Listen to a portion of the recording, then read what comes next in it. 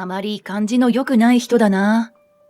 そうマンション販売会社の女性に対して思っていたら、娘がやってきて彼女を指さし、お姉ちゃん、目と言い放つのだった。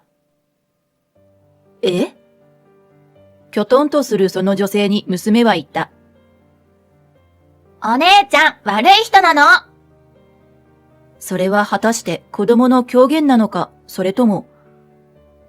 私の名前は忍。31歳の専業主婦だ。元はバリバリ働いていたのだけれど、6年前に結婚を機に退職。パートでもと思った矢先に妊娠が発覚して、結局専業主婦を継続。その娘も入園したことだし、よし、パートを、と思ってたら、2人目妊娠して、今の今まで専業主婦を続けている。子供ができたのはとても嬉しいことだし、無理は禁物だ。下の子が生まれて落ち着いたら、とりあえず在宅ワークでも探そうかなと思っている。今はとにかく子供のために頑張らなくちゃねと思う日々だ。頑張らねばと思ってるのは私だけではない。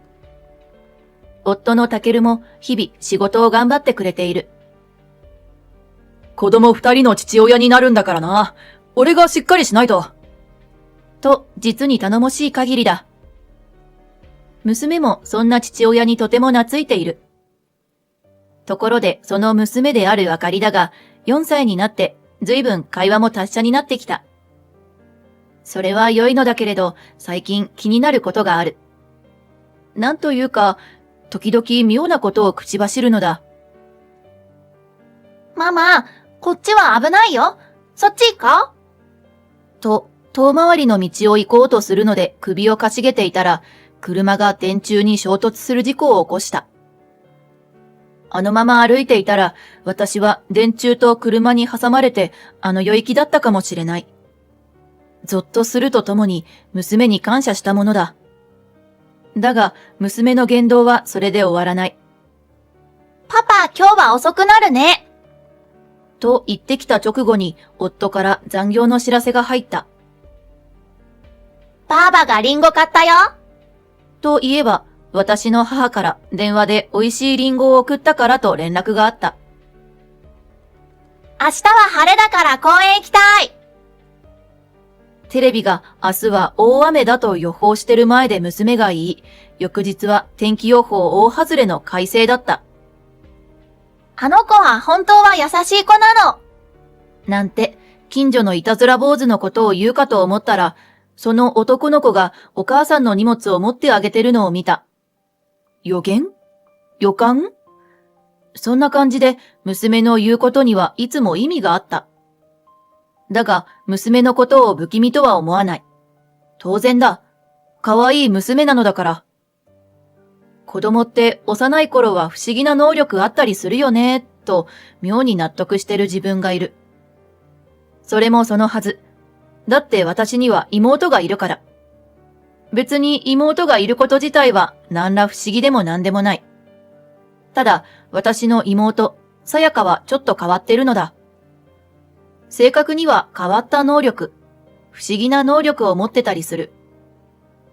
昔から直感力が冴えてるというか、娘と同じような発言をしてたのだ。ちなみに妹は大人になっても不思議な能力は消えなかった。現在はその力を活かして占い師をしてるらしい。よく当たると評判な彼女はテレビで見かけることもある。そんな妹を持ってるのだ。娘にだって不思議な能力があってもおかしくない。残念ながら私には何の能力もなく、霊感、山感、第六感の類はまるで働いた試しがない。まあ私の場合、そんな能力持ってたら宝くじとか金儲けに走るだろうから、そういう横島な人間には備わらないものなのかも。そう思うと、妹も娘も純粋で、綺麗な心を持ってるのかもしれない。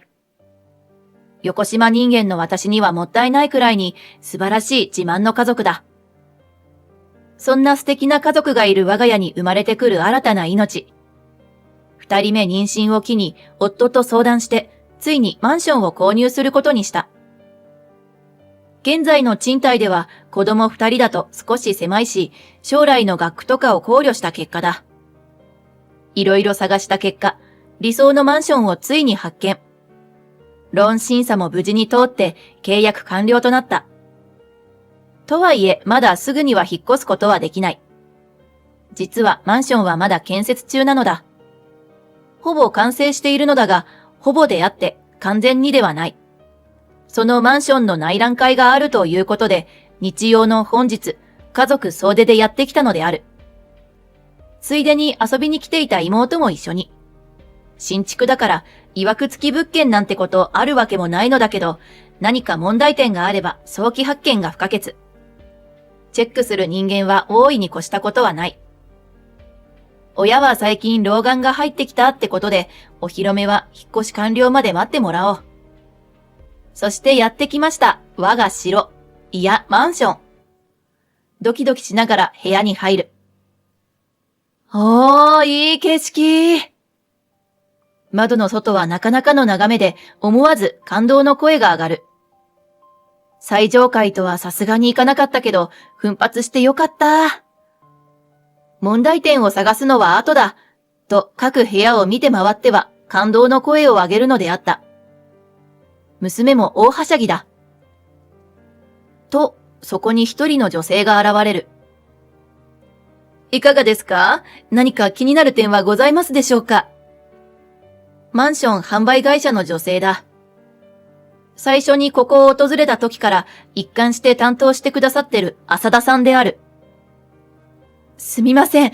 感動しまくっててまだちゃんと見てないんです。もう少し待ってくださいね。いえいえ、時間はたっぷりありますから大丈夫ですよ。営業スマイルだろうが、浅田さんはいつもにこやかに対応してくれる。なかなか決めれずに迷ってた私たちの返答を気長に待ってくれたのは感謝だ。でも本当に広々としてて最高。早くしろよな。え？最高だなぁと思いかけたところで聞こえた声に私は背後を振り返った。だがそこにははしゃいで走り回る娘と浅田さんがいるだけ。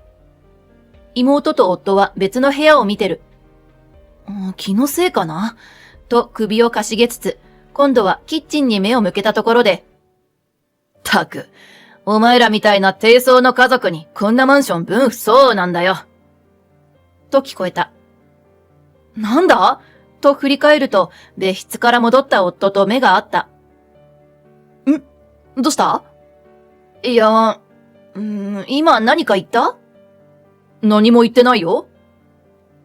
私の言葉に、今度は夫が不思議そうに首をかしげる。気のせいかな？空耳かな？なんでこんな奴らが、こんないい部屋に住むんだよ。絶対おかしいだろ。はい、聞こえた。バッチリ聞こえましたよ。ねえ、聞こえたよね。何が？横にいる夫を見れば、娘にせがまれて抱っこしてるところだった。夫は気づかなかったようだが、絶対聞き間違いではない。私はそろーっと背後を振り返った。そこには、どうかされましたか？いえ、なんでも。浅田さんがニコニコ微笑んで立ってるだけである。気のせいじゃない。先ほどから聞こえてる悪態は確実にこの人だ。この人の声だ。浅田さんに間違いない。ちょっと待って。彼女の悪態って確実に私たちに向けてだよね。それ以外ありえないし、当然そうだろ。ニコニコ笑顔の下であんなこと考えてたの？声に出ちゃうほど悪く思われてたの？せっかくの楽しい内覧のはずなのに、一気に気分が悪くなる。次、彼女が何か言ったら文句言おうかしら。と悩みながらキッチンへと向かった。とりあえず気を取り直して内覧を続けよう。住み始めてから問題点を見つけると何かと面倒だ。今のうちにちゃんとチェックしておかないと。そう思ってキッチンに立つ。なかなかの広さで調理しやすそう。主婦としてはやっぱりキッチンは重要ポイント。そこがかなり自分の好みに合ってるので、落ちかけた私の気分はあっさり上昇した。単純なんですよ。いかがですか？そこに問題の浅田さんが近づいてきた。なんだかその笑顔が怖いなぁと思いながらも、普通を装って私は答える。広いし、使い勝手良さそうでいいですね。モデルハウスで見たのよりいい感じです。そうですか。それは良かったです。お料理が下手な方でもきっと楽しく調理できますよ。キッチンもそうですが、お風呂場も広いんですよ。奥様のようにふくよかな体型でも余裕で入れます。まあ、入り口でつっかえなければの話ですが。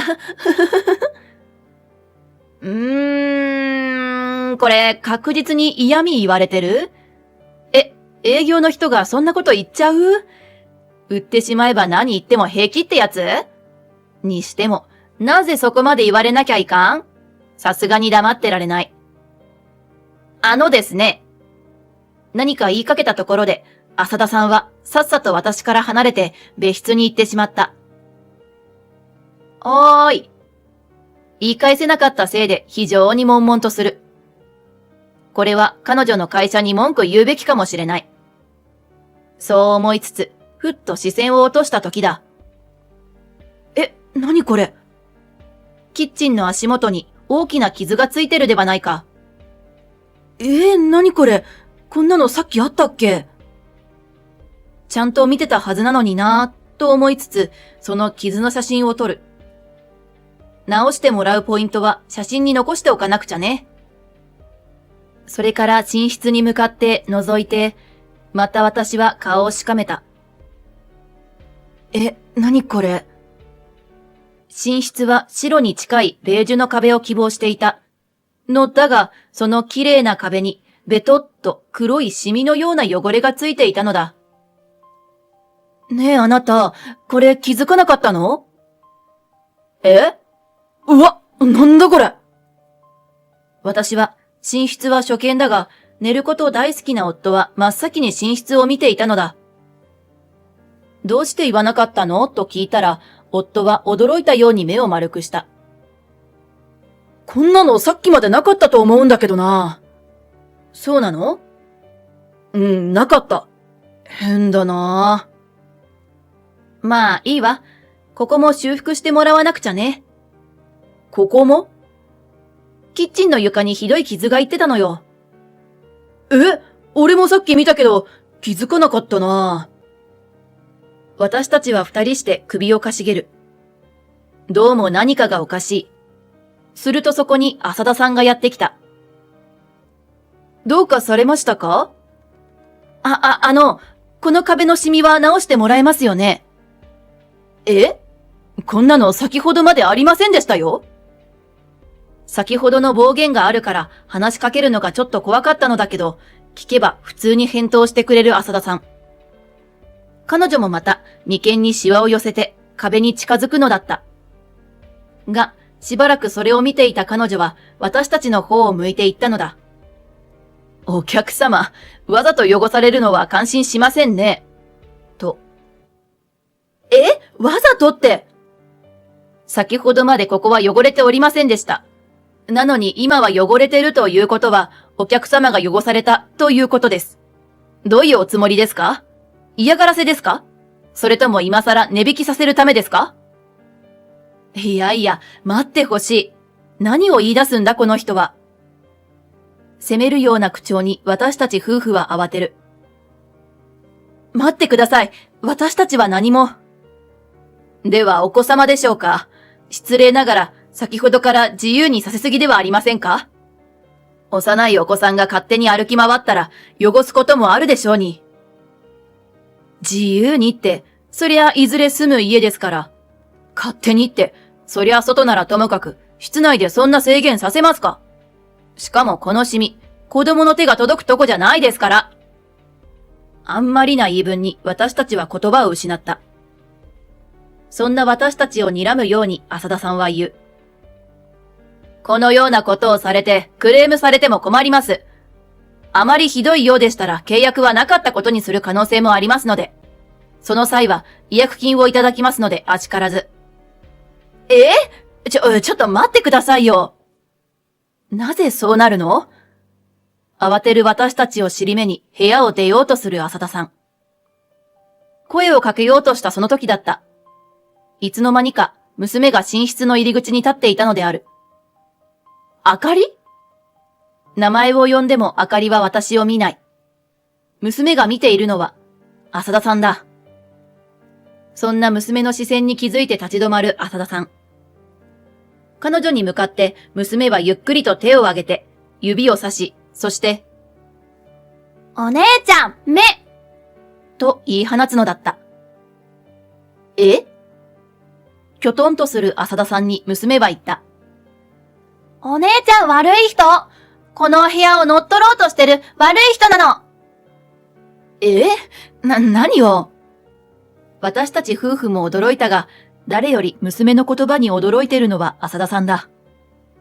が、みるみるうちに顔を真っ赤にさせて、失礼な、と叫ぶのだった。私がこの部屋を乗っ取るですって？なんて失礼な子供なんでしょう。部屋をわざと汚くするだけのことはありますね。全然しつけがなってないわ。私何もしてないもん。嘘をつくの？本当にこの親にしてこの子ありね。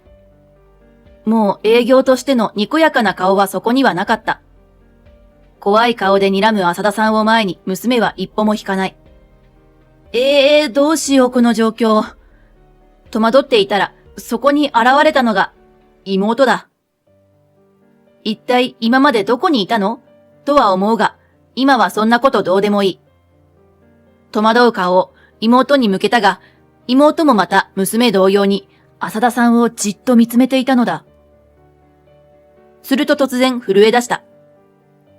さやか？私の問いかけに妹は答えず、口元を押さえる。ブルブルと震えているのは恐怖してるの？浅田さんは何か恐ろしい人なのだろうか？ひょっとしてこの部屋を呪おうとしてる？私の顔が青ざめた時だった。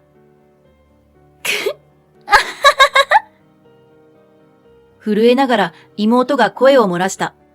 って笑ってる？おかしいな。そう言ってなんと妹は大笑いしだしたではないか。震えたのって怖いとかじゃなく笑いをこらえてたから？何を？あなたね、妬むのも大概にしなさいよ。戸惑う浅田さんに向かって妹は言った。妬みですって？そうよ。あなたの周囲に妬みのオーラが見える。あなたは姉さんたちが羨ましいんでしょ。妹の言葉に焦ったように目を見開く浅田さん。驚いたのは私たち夫婦も同じだ。どういうこと？そうね。この部屋は位置的にもいいし、運気が上がる気配がひしひしと感じるわ。住んだ人間を幸せにしてくれる条件を兼ね備えてるし、それを感じられる。でも、それは姉さん一家が住むからよ。あなた、この部屋に住みたかったんでしょ？ズバリと妹が言った。そしてそれは図星だったのだろう。言葉を失った浅田さんの顔色が一気に悪くなった。図星ということ？つまりどういうことなの？説明プリーズ。混乱してる私に妹が笑いながら説明してくれた。不思議な能力、直感力を持ってる妹が感じたことには、どうやらこの部屋はもともと良い気が流れてるのだとか。誰もがそれを感じられるわけではないが、少しでも勘のいい人なら感じることもできるらしい。それくらい強い良い気があるようだ。私の直感では、それに気づいた浅田さんは、何としてもこの部屋を自分のものにしたかったようね。さやかそれ本当に？まあ本人の口から聞かないと確証持てないけど、黙ってるとこからして当たってるでしょうね。そうなんだ。でももうこの部屋は姉さんたち一家のものだし、当然浅田さんのものにはならない。ではどうすればいいか。追い出せばいいのよ。言われてみれば、思い当たる節はある。まず、ボソボソ疲れた悪態。そして嫌味。さらに突然現れた謎の傷に汚れ。気分を悪くさせて、やっぱりやめると言わせるためか、クレーマーとして違約金支払わせての契約保護か。とにかく追い出そうとしたんでしょうよ。なんということだろう。予想外な展開に、私も夫も開いた口が塞がらない。そっと娘を見れば、私の手をぎゅっと握りしめて、浅田さんを睨んでいた。妹のように不思議な能力を持つ娘。その娘が浅田さんを悪い人と言ったのだ。では本当にそうなのだろう。何を言ってるんですか？そもそも傷や汚れはお客様がやったことで。ああ、それなんだけど、あなたがやってる様子は撮影してるから。え？これ私の携帯。ほら、この写真。汚れの前で何かしてる様子を。そんなわけないわ。妹が携帯画像を見せようとしたら、明らかに動揺する浅田さんは、誰もいないことを確認してやったものと叫んだのである。じゃないし。口を押さえてももう遅い。飛び出した言葉はなかったことにはできないのである。会社に報告させていただきますね。いや、それだけは。夫の言葉に浅田さんは青ざめる。勘の悪い私でもわかるくらいに、夫は怒りのオーラに包まれてるのであった。それを感じた浅田さんはがっくりとうなだれるのであった。その後、販売会社に今回の件を報告したところ、すごい勢いで謝罪された。浅田さんは自分がやったことを認め、左遷された。クビにならないだけマシだったんじゃないかしらと思うけど、なんか曰く付き物件担当になったらしく、半泣きで仕事してると報告があった。まあそのうち、良い家に恵まれるんじゃない？座敷わらしが住んでるとことか。私たち一家は、その後、綺麗に直してもらったマンションへ引っ越した。住み心地は快適で最高だ。もうすぐ生まれてくる赤ちゃん部屋を用意するのを手伝いに来てくれた妹とあの時の話になった。本当にびっくりしたわ。突然の傷とか汚れとか、曰くつき方焦っちゃったわよ。それなら最初に私かあかりちゃんが言うわよ。そうね。ほんと助かったわ。でもよく撮影なんてしてたわね。あれは念写ってやつよ。え？それが一体どういうものなのか。なんか怖いので聞かないでおこう。でもね、あの人にも言ったけど、この部屋はお姉ちゃんたちが住むから、より良い気が巡るのであって、あの人が住んだらきっと気が悪くなったと思うよ。そうなの？特にお姉ちゃんは無自覚に強い気を撒き散らしてるからね。それは良いことなのだろうか。首をかしげる私に妹が笑っていたら、自分の部屋にいた娘がやってきた。自分の部屋ができたと喜んでいた娘だが、まだ幼いからほとんどリビングで私と過ごしている。やってきた娘は真っ先に私のお腹に耳を当てるのだった。どうしたの？赤ちゃんがね、僕も早く一緒に遊びたいって言ってるの。生まれるまで性別を聞かない派なので、わからなかったはずの赤ちゃんの性別。それを当てるような言い方に目を丸くして妹を見れば、妹もまたにっこりと微笑むのだった。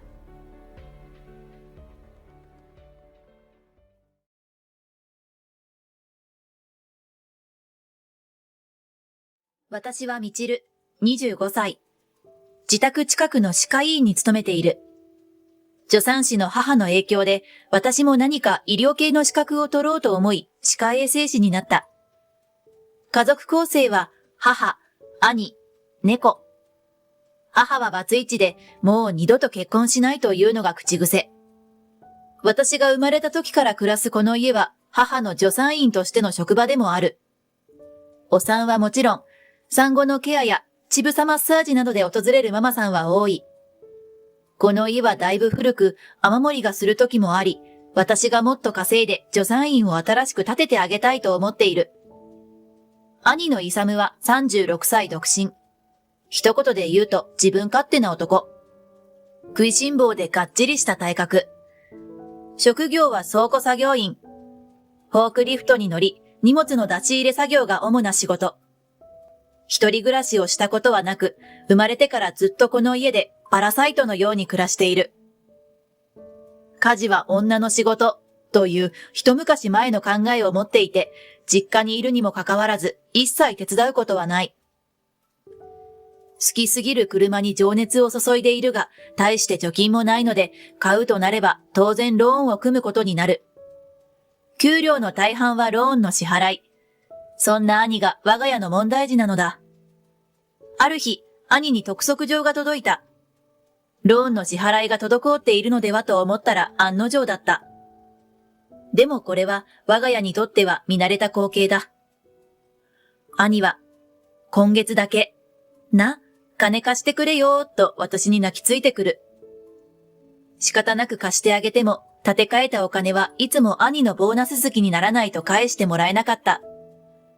兄は借金の総額を一切覚えていないので、貸す側の私がしっかり記録しておかねばならないし、こちらから返してと強く言わないと返ってこない。なのに、私が兄に車を借りるときは、汚すなよと何度も言われ、帰った時には車体に傷がないか一緒にチェックさせられたり、お前が使ったんだからお前が掃除しろと車内を隅々まで掃除させられたりした。掃除が終わったら再チェックになるのだ。どれだけやれば気が済むの？と私が文句を言っても聞く耳を持たない。自分のわがままをどこまでも押し通す男なのだ。こんなこともあった。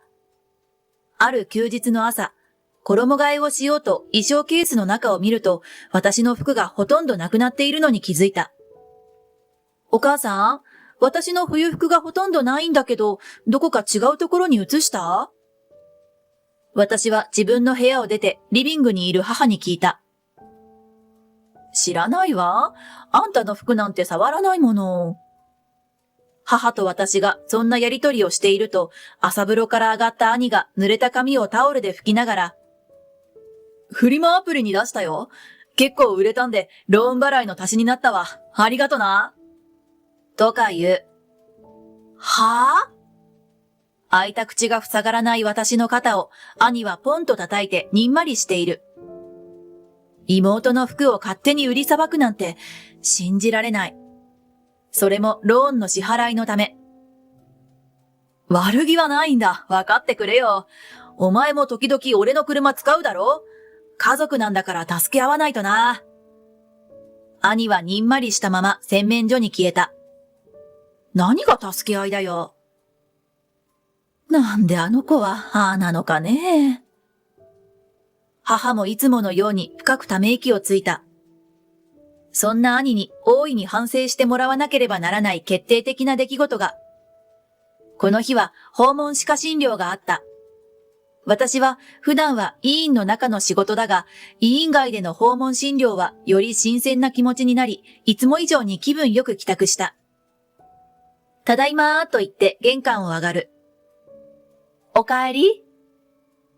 母が夕食を用意してくれていた。25歳にもなって母にご飯を作ってもらっているのは気が引けるが、私より母が作った方が美味しいし、私は自分のことをまだ子供だなぁと思いながら、ふとダイニングテーブルを見る。すると、銀行から私宛ての郵便物が置かれていた。封を切ると、マイカーローンのお申し込みありがとうございました、とある。申し込んだ覚えなどない。審査が完了しましたので、お送りした書類に記載の上ご来店ください。私は封筒をひっくり返し、宛名を確認したが、私への郵便であることは間違いない。誰かが勝手に私名義でマイカーローンを申し込んだ？考えられるとしたら、兄だ。私の免許証を使ったようだが、いつ撮影したのだろう。免許証の画像をマイカーローンのウェブ申し込みから送ったに違いない。勝手に私の服を売るくらいだから、それくらいのことは想像がつく。銀行から連絡がなければ全くわからなかったわけだが、また車を買うつもりなのだろうか。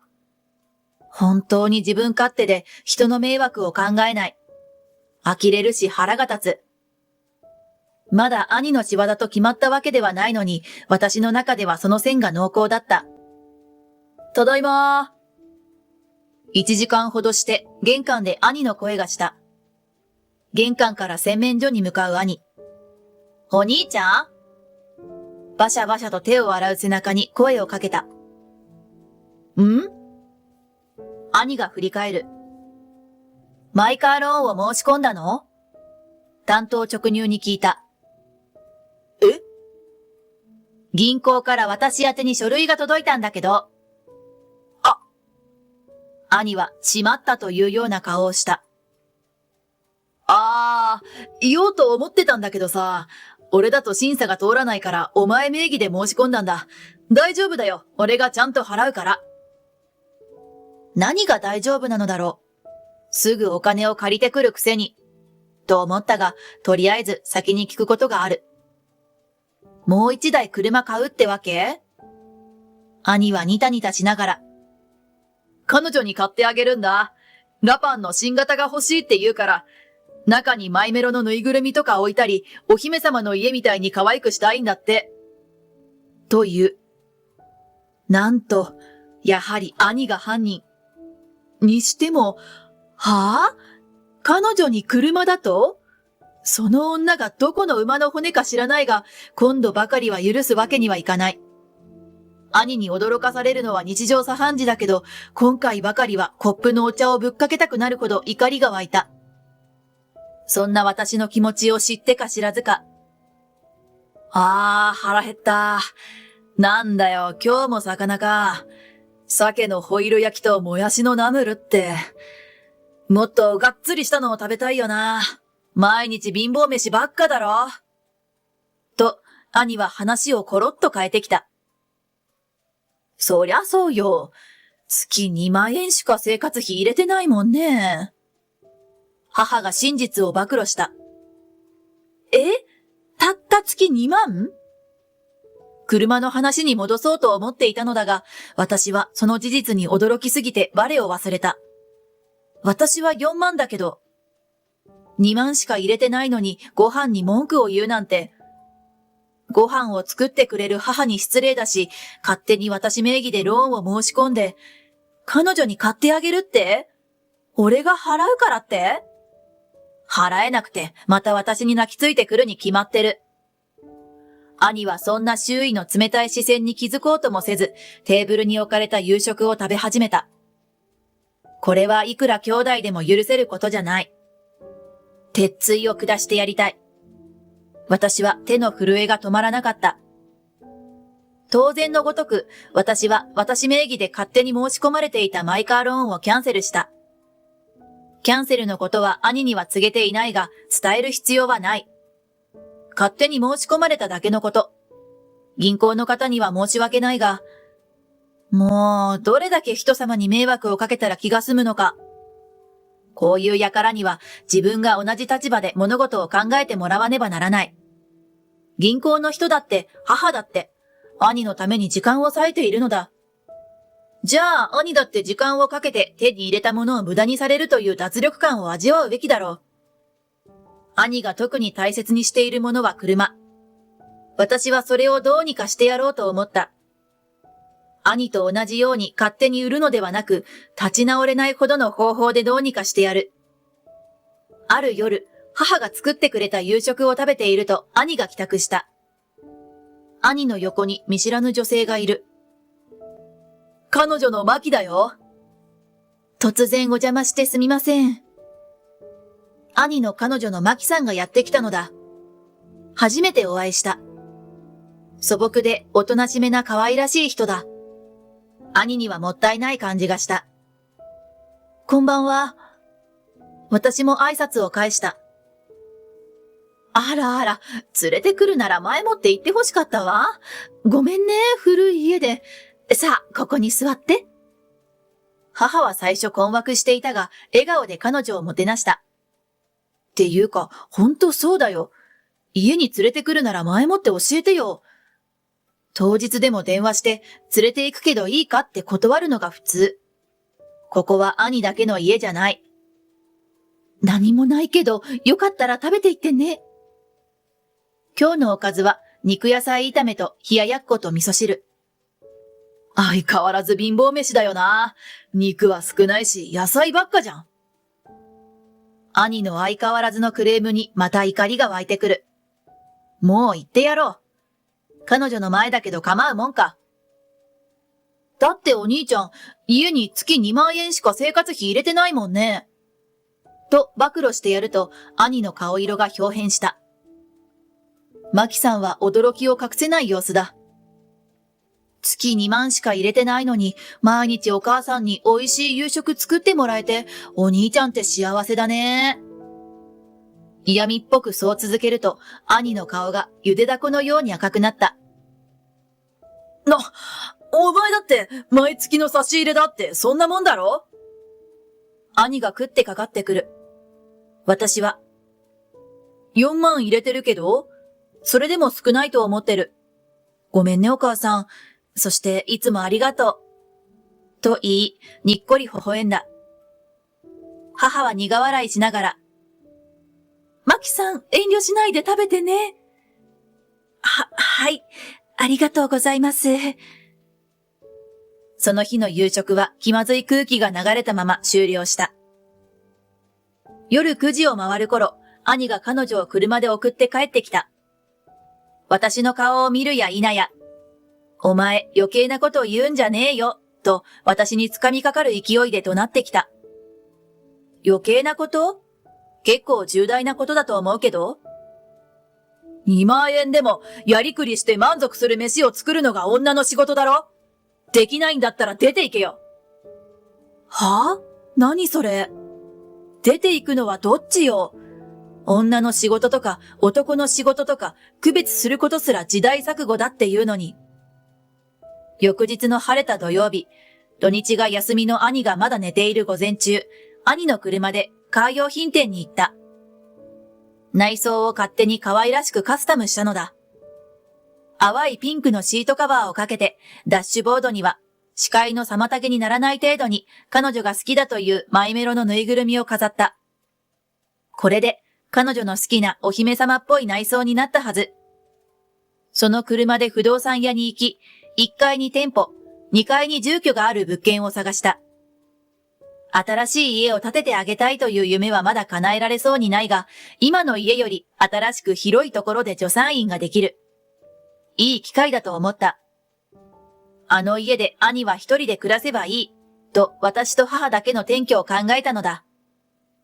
家事もできない兄が一人暮らしをするとどうなるかなんて知ったこっちゃないし、出て行けと言ったのは兄本人だ。その日のうちに候補物件が見つかった。なんとか母を説得して、翌日一緒に内覧した。兄を懲らしめるため、母も息子を突き放す決意をしてくれた。そして話が進み、転居日も決めた。車を可愛くカスタムしたことはすぐに兄の知るところとなり、鬼の形相で私に迫ってきた。おい、俺の車、お前が変えたのかよ。そうよ。マイカーローンをキャンセルしたから、彼女へのプレゼントがダメになったでしょ？可愛い車がお望みと聞いていたから、お兄ちゃんの車をお姫様風に仕上げてみたの。2人で乗ったらいいよ。素敵だと思うわ。はぁ？お前、頭おかしいんじゃねえの？頭のおかしな人にそう言われるほど腹の立つことはない。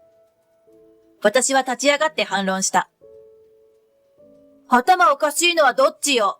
勝手に妹の服を売ったり、私名義でローンを組もうとしたり、家事は女の仕事だとか抜かして、たった2万でご飯作れとか、そんなら自分でやってみな。お前な。私はたじろがない。今日という今日は徹底的に思い知らせてやる。私が戦闘モードに入った時、いい大人が何を喧嘩してるの？外まで聞こえてるわよ。みっともないからやめなさい。ベビーマッサージ教室に講師として出かけていた母が帰宅した。ちょっと母さん聞いてくれよ。こいつ勝手に俺の車を。兄は母に言いつけてやろうと思ったようだが、ああ、母さんも見た。可愛くなったね。彼女のマキちゃんに店に行ったら喜ぶと思うわ。母は兄の期待とは真逆の対応だ。私は母の隣に行き、二人でニコニコしながら。お母さんと同じ意見。新しい車が買えなかったので、俺の車を君好みに変えたよって言ってみたらと言ってやる。親子で、なんなんだ。二人とも頭おかしくなったんだな。もういい。兄はそう捨て台詞を残して2階へ上がっていった。お母さん、引っ越し当日は業者さんも荷造りしてくれるけど、自分のものはできるだけまとめておいてね。わかったわ。引っ越しは翌週の水曜日だった。ピンポーン。その日の朝9時半、家のインターホンが鳴った。毎度、引っ越し屋ですと威勢のいい声。今日はよろしくお願いします。私の仕事は水曜日が休み。引っ越し業者の対応は私の役目だ。兄は仕事で不在。母と猫は先に転居先に行っている。そこは今の自宅からそんなに遠くない。車なら10分。家の中のものは全部お運びしていいですよね。ユニフォーム姿の引っ越し業者の若いお兄さんたちが腕まくりをしながら聞いてくる。あ、そうだった。言っておかなければいけない大事なことを彼らに伝える。2階に上がって突き当たりの部屋はそのままにしておいてください。かしこまりました。では早速取り掛かります。作業は順調に進んだ。母の助産院は1ヶ月ほど休業するとホームページに載せた。業者さんのプロフェッショナルなお仕事のおかげで1時間ほどで全て運び出し、荷物を積んだトラックを無事に送り出すことができた。この家に帰ってきた兄はどう思うだろうか。出て行けと言ったのは兄だけど、まさか本当に出て行くとは思っていないはず。私はニヤニヤしながら兄の部屋に置き手紙を残した。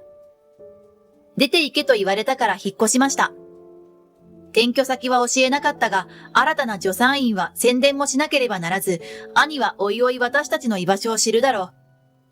とはいえ、残されたこの家で一人で生活をして、今までの自分勝手な振る舞いをまずは反省すべきだろう。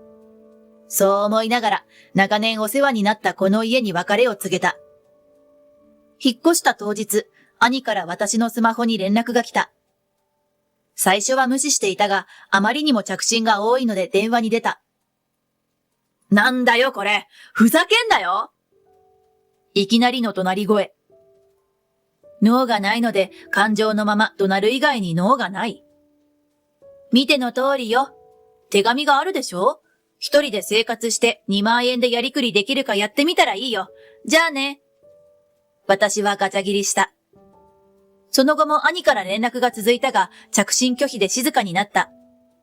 引っ越しが終わり、転居先での生活にも馴染み始めた、そんな日曜日の昼。兄の彼女のマキさんとスーパーで出会った。マキさん。彼女の方から声をかけてくれた。その節はごちそうさまでした。お兄さんに強引にお家に連れて行かれて、突然申し訳ありませんでした。いえ、大丈夫ですよ。彼女はあの時の印象と同じ穏やかな表情をしていた。私と彼女はスーパーのドリンクコーナーでコーヒーを飲みながら少し話した。お兄さんから聞きましたが、お引っ越しされたとか。お母さんと妹さんが出て行ったから一緒に暮らそうって言われたんですけど、家にはゴミが散乱してて、掃除しろと言われて、家事は女の仕事だと言われてドン引きしました。なのでお別れを言いました。とのことだった。そうなんですね。兄が私と母にも言ってた常套句ですよ。家事は女の仕事だと。そうか。彼女にも逃げられたんだ。相当なダメージに違いない。そして兄は今、日雇いのアルバイト先で、女性社長のしごきを受けて四苦八苦の毎日という。男尊女卑を唱え続けた兄の哀れな末路。心の中でせせら笑った。一方、新しい助産院は大通りに面していてお客さんが急増した。私は歯科医院を辞め母の仕事を手伝っている。母も本当に嬉しそうだ。毎日赤ちゃんと関わることのできる仕事はなんと幸せなことか。新しい生命の誕生を心の糧に母と一緒に懸命に生きていこうと思う。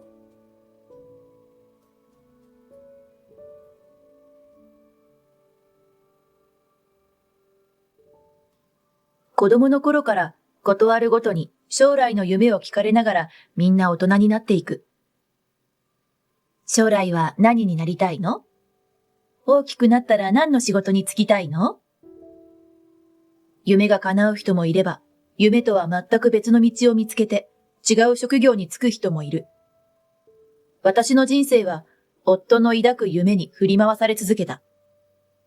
思い出しても怒りがこみ上げる。その当時の話だ。私の名前は内田佳代、35歳。これといった夢もないまま大人になって、今はパン屋さんでパートをしている。娘が学校から帰ってくる時間には家にいてあげられる。お小遣い程度の稼ぎだが、ないよりマシ。そんな平凡な毎日。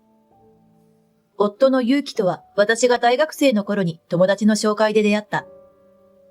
バンドマンでメジャーデビューする夢に向かって活動していた勇気は、これといった夢のなかった私には輝いて見えて、出会った時からどんどん惹かれていった。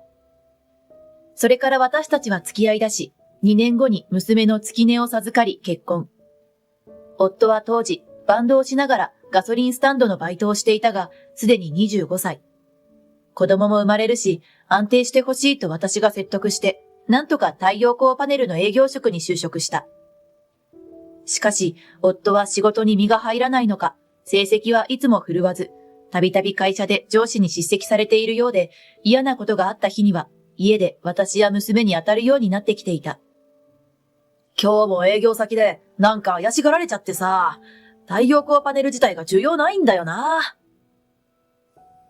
営業時には髪もセットして小綺麗に見せてはいるが、やっぱり滲み出る雰囲気というのは隠せないのかもしれない。喋り方も営業にしては若干のうさんくささが感じられる。でも、真面目に話せば聞いてくれるよ。もうちょっとハキハキ喋る練習してみたら？私はアドバイスをするが、それも夫は気に入らないようで。ハキハキなんて俺は喋れないの。ロッカーなんだぜ。ロッカーの方々、勝手なことを申しましてお詫びします。何でもロッカーで正当化する夫だが、そう伝えても機嫌が悪くなるだけだ。ああ、ちょっと出てくるわ。そう言って夫は出かけてしまった。最近、夫はよく飲みに出かける。飲み代も痛いけど、家で愚痴を言われ続けるよりはマシだと、酒代には目をつぶる毎日だ。ねえ、お父さんまた飲みに行っちゃったの？寝ていた月音が起きてきてしまった。ああ、ごめんね、起きちゃった？お父さん会社で嫌なことがあったみたいで。うるさくしてごめんね。月音はもう9歳。いつもお酒を飲みに行っていない父親を毛嫌いしてもおかしくない。だけど月音はギターを弾ける父親を尊敬している。友達のお父さんより若くてかっこよく見えるそうだ。そうなんだ。なんか元気づけてあげたいね。そうだ、明日私がハンバーグ作ってあげようかな。お父さんハンバーグ好きだよね。そう、夫はハンバーグが大好物なのだ。口ではハンバーグはロックじゃないなんて言うものの、ハンバーグの日は、お、うまそうと機嫌が良くなるのを私は知っている。というか、娘が見てもわかるぐらいにわかりやすい。どんな食べ物ならロックなのか、夫の基準が気になるが、めんどくさいので聞いたことがない。岩でも出してやろうかと思ったことならちょくちょくあるが。ああ、いいかもしれないね。月音が作ったハンバーグなら元気出るかも。明日仕事帰りに材料買ってくるね。と私は買うものをメモして、喜ぶ夫とそれを見て笑う娘の顔を想像した。次の日の夕方、娘からこれ買ってきて、と食材リストが LINE で届いた。スーパーに寄ってリストを確認しながら一つずつ買い物かごへ入れていく。合いびきミンチと、玉ねぎは家にあるな。あとは、パン粉に牛乳じゃなくて豆腐を入れるんだ。ポン酢で食べる和風ハンバーグか。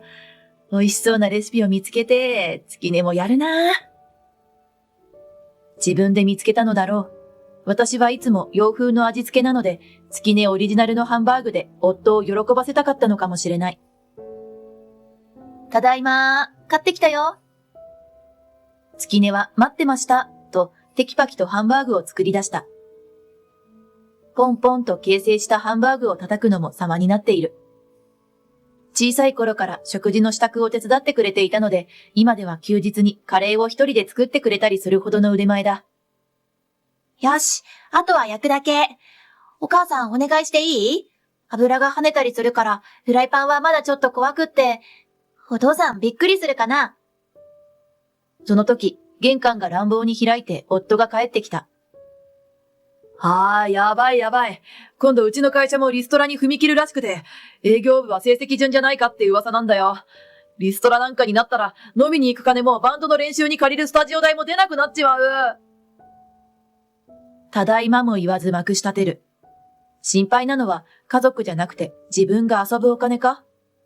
なんだか心がすっきりしないけど、月音が作ったハンバーグをみんなで食べたら、ちょっと気持ちが晴れるかも。そう思っていると、ちょうどハンバーグが焼き上がり、それを月音が盛り付け、食卓に出した。じゃーん！お父さん、これ食べて元気出して。月音特製ハンバーグだよ。ハンバーグの上には大葉と大根おろしが乗っている。和風でとっても美味しそうだ。でも夫は、なんだよこれ。いつものやつじゃないじゃん。と、怪げそうな顔をしているので、私が慌ててフォローする。これ、月音が作ったのよ。最近お父さんが元気ないから、元気出してほしいって言って。いつもと違う和風ハンバーグで驚かせたいんだって、張り切って作ったんだから。夫は少し箸をつけただけで食べるのをやめてしまった。あれ、美味しくない？月音が心配そうにしている。なんでいつものやつじゃないんだよ。俺はあのソースたっぷりのハンバーグが好きなのに。金を稼いでこれない奴は選ぶ権利もなくて、出されたものをおとなしく食えってことか。なんでそんな考えになるのだろう。ちょっと何言ってるの？月音はあなたを喜ばせようと思って。だったら無駄な食材なんかに金使わないで、俺の酒代とスタジオ代に回してくれよ。正直今日のハンバーグはまずいよ。こんな料理の材料に俺の金を使うなんてもったいないだろうが。私は面食らった。ここまで考えが自己中だとは。月音は泣き出して自分の部屋にこもってしまった。ひどいよ、頑張って月音が作ったのに。俺が稼いだ金でまずい料理を作って無駄遣いするなって言ってるんだよ。そうだ、まずい飯しか作れないんだったらお前らは出て行けよ。お前と月音が実家に帰れば、この家はお前がじいちゃんからもらった家だから金がかからないし、俺一人分ならどうにかなるだろ。さすがロックな夫は言うことが違う。いやいや、そんなわけあるか。本気で言ってるの？そうなるのか。すると部屋で声が聞こえていたのだろう。月音が出てきた。私、こんなお父さんと一緒にいたくない。おじいちゃんとおばあちゃんのところに行きたい。よっぽどショックだったのだろう。目は真っ赤になって夫を睨んでいる。わかった。月音、おじいちゃんとおばあちゃんに電話しよう。こうして私たちは実家にお世話になり始めた。生活費はパート代と足りない分は援助してくれるという。実家には私の父母と祖父が元気でいる。夫とは連絡を取っていたが、私から電話をしても夫が出ることはなく、LINE でのやりとりのみが続いたのだった。そして1ヶ月が経った頃、そろそろ寒くなってきたのでコートが必要になった。家に取りに行くと連絡しようかと思ったが、また日にちを指定されたり、とめんどくさいことになりそうだったので、無断でさっと取りに行くことにした。無断といっても、実際は私の家なんだし、遠慮しなくていいはずなんだけど。まだリストラの通知は来ていないらしく、夫は昼間仕事に行っていると言っていた。家に入ろうとした時に、お隣の奥さんから声をかけられた。こんにちは。奥さん、お母さんが病気なんだって？大変ね。今、実家で看病してるんでしょ？はい？何のこと？母はピンピンしていて、公民館のフラダンスに足しげく通っている。それで、今、旦那さんの妹さんが来てるのね。仲がいい兄弟が近くにいてよかったわね。妹？夫は一人っ子のはずだけど。はあ。と曖昧な返事をして別れたが、家に入ったらすべてが分かった。私のものではない女性の服に下着、化粧品。夫は女を連れ込んでいる。確信した私は怒りを抑えきれずに乱暴にいるものをかき集め家を出た。もしかして、私と月音が邪魔になり、家から出すためにハンバーグを口実に使ったとか？ははぁ、そういうことか。あの日、私は月音の作ったハンバーグを食べたけど、本当によくできていて美味しかった。好みの問題はあるにしても、あそこまでこき下ろすほどのまずさではなかったはずだ。許せない。それに、リストラの話が出て1ヶ月。まだ普通に夫は働いているし。まさかリストラも嘘？ありえない。私はどうするべきか、月音の笑顔を見るたびに夫への怒りを募らせるのだった。そして、それからまた1ヶ月経ったある日のこと。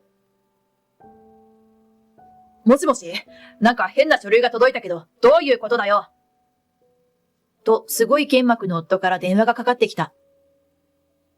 あら、やっと電話がつながったわね。私は平静を装う。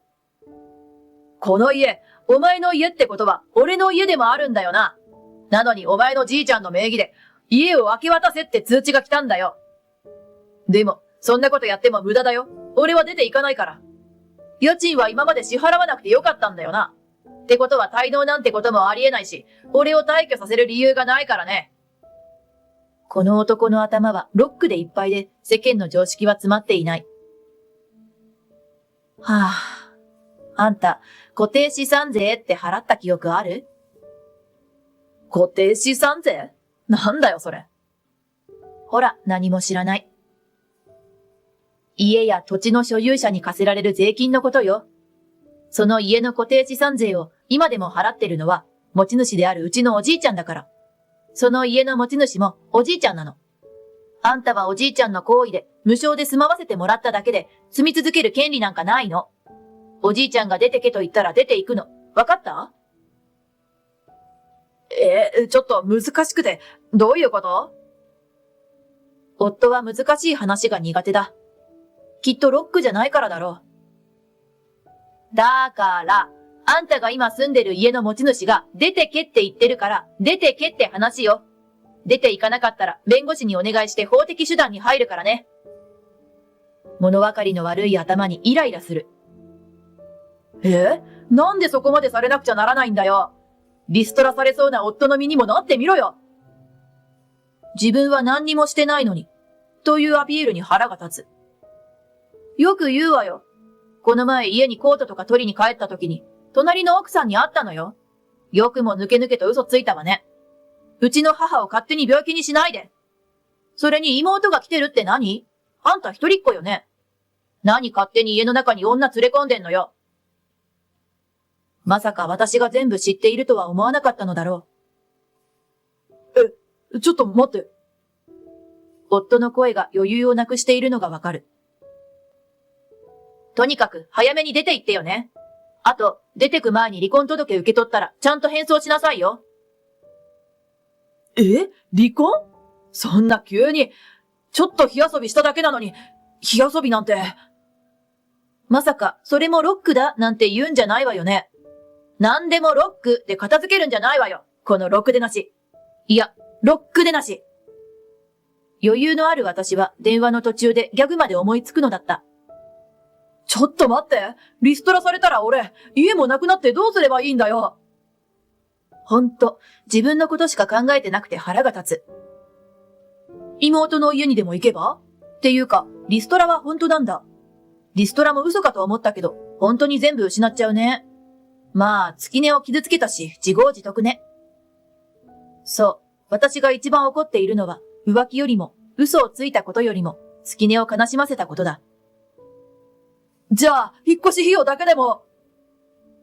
食い下がる夫。なんてずうずうしい。住まわせてやってただけのやつに、なんで引っ越し費用を払わなくちゃならないのよ。酒代とスタジオ代から自分でどうにかしろ。ぐだぐだ言ってたら浮気の慰謝料も請求するわよ。そんな。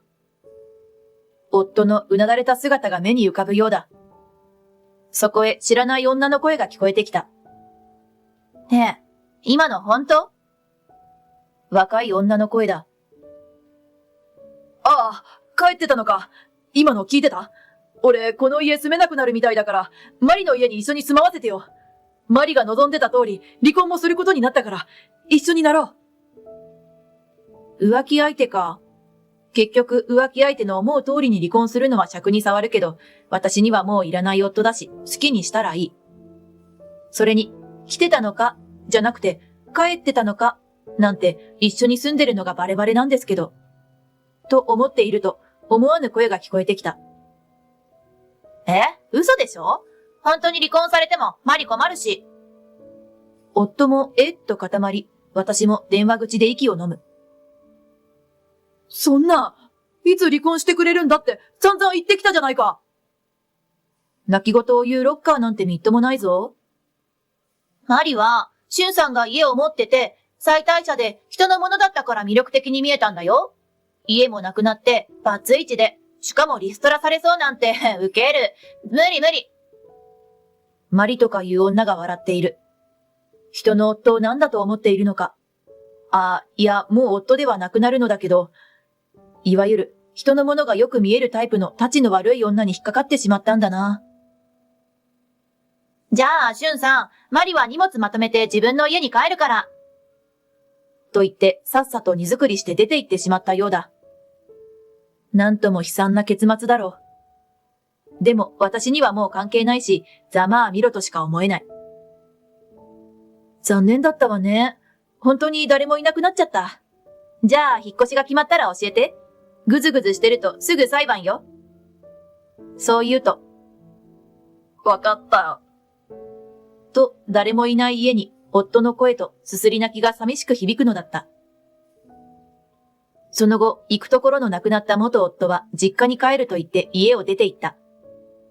ちょうど同じタイミングで会社からリストラを言い渡されたらしく、仕事も何もかも一度区切りがついたついでにギターも売ってしまい、バンドで夢を追うことももう疲れたと言って辞めてしまったそうだ。夫が出て行った後の家に月音と戻ろうかと一旦は考えたのだけど、実家の居心地の良さからなかなか戻れないでいる。それに元夫が浮気相手と一緒に住んでいた家には帰りたくない。そこでおじいちゃんと相談して家を売りに出すことにした。家屋の値段はともかく、地価が爆上がりしていていい金額で売れそうだ。月音は夫との離婚を悲しむかと思いきや、その素振りも見せず、実家でおじいちゃんとおばあちゃん、それから家の持ち主であったひいじいちゃんに手料理を振る舞い、毎日褒められながらすくすく元気に育っている。初めて手料理を振る舞った時には3人とももったいなくて食べれないと泣いて喜んだ。そして私はというと、母に誘われてしぶしぶ出かけたフラダンスに見事にはまってしまい、講師の免許を取るために現在猛特訓中だ。家ではハワイアンミュージックを流し、ゆったりした心地よいリズムを感じながら生活している。私には初めからロックは似合わなかったようだ。夢を見るのもいいけど、時には現実を見つめることも必要で、大事なものを失ってから後悔するようでは遅い。私は追いかける夢も、向き合うべき現実も、大事な人たちと共有して、一日一日を大切に過ごしていきたい。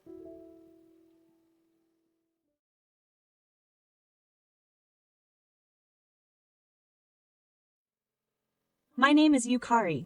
I'm 46 years old. I'd like to say that my hobby is traveling abroad, but I'm a modest housewife who gets interested in it after looking at Google Maps. What? It's gloomy and looks poor. I know. I think so too, but apparently, once you try it, you'll find that you actually get hooked. Well then, come on over. Take a look. Today, I'd like you to hear the story of a mom friend who is even more stingy than me, who enjoys such a superficial overseas trip. Let's go back 12 years. My husband and I are both 34 years old. We're in the prime of our working lives, and our daughter Hina had just started the first grade of elementary school.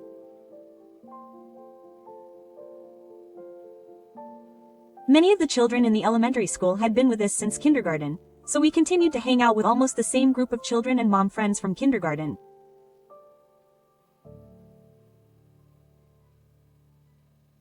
My daughter is shy, and I honestly find it difficult to make new relationships, so I thought it was a very fortunate environment to have so many familiar faces, but my relationship with Maki was different.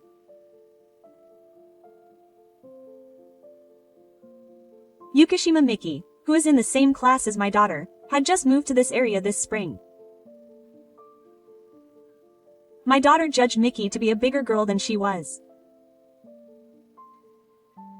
I heard that she had become friendly with Miki, actively talking to her and becoming friends with her, no longer being shy around her eyes. No, yeah. When my daughter came home from elementary school, she told me that Miki had just moved house and wouldn't say anything, so Hina started talking to her.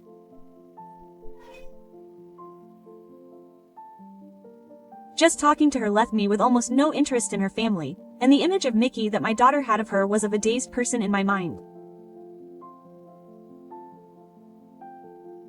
Oh, I wonder if she was worried about the quiet Miki in the previous explanation? Please forgive me for the fact that my daughter is an angel. As April draws to a close, changes have begun to appear in the relationships between the moms. After the PTA meeting, the moms who are usually the leaders hold a gossip session called a reflection circle at a family restaurant. To be honest, it's a bit of a hassle, but it's also a mother's job to keep her daughter's relationships smooth and long-lasting by getting involved with the powerful. That's why I always head to PTA day prepared to be completely swayed by the authorities.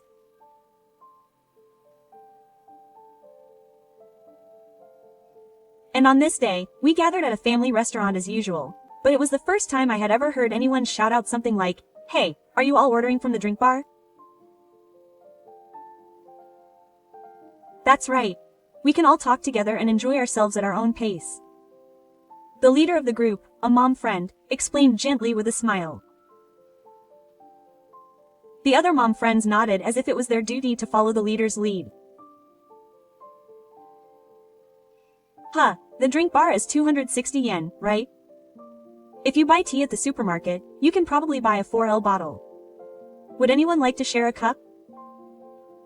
A mom I had never met before said something outrageous, ignoring the atmosphere.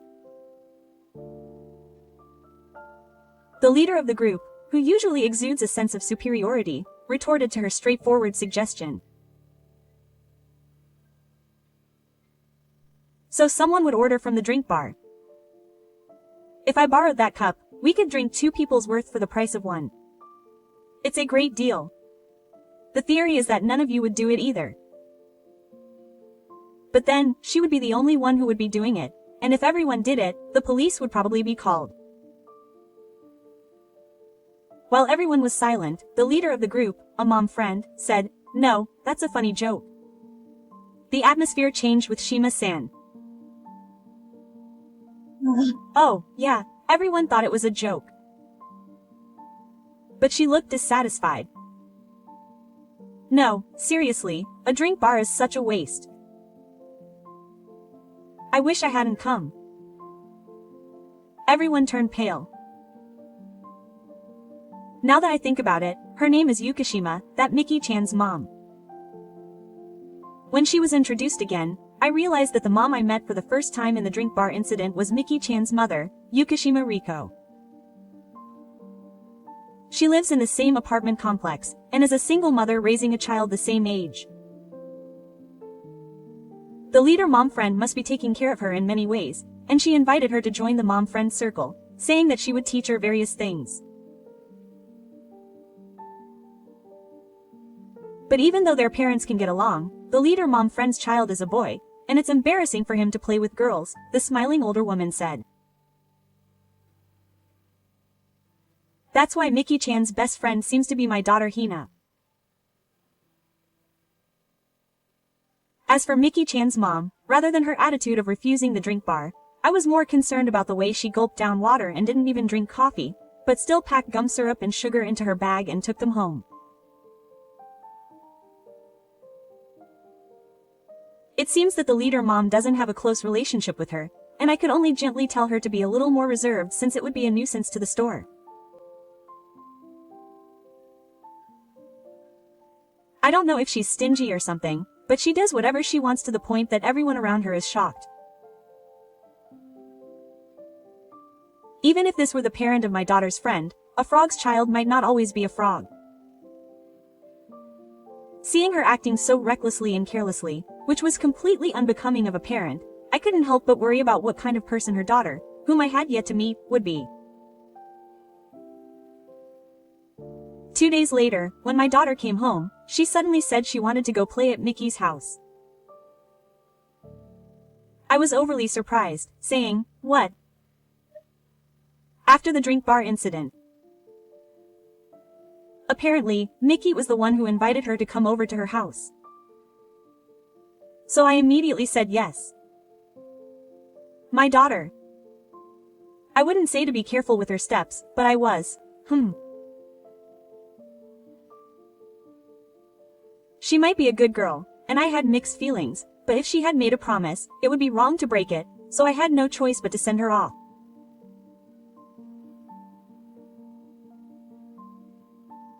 Honestly speaking, I would love to follow Mickey Chan's otaku ways, but that's not an option, so I told my daughter to come home 2 hours earlier than usual, using the very lame excuse that she had to eat early today.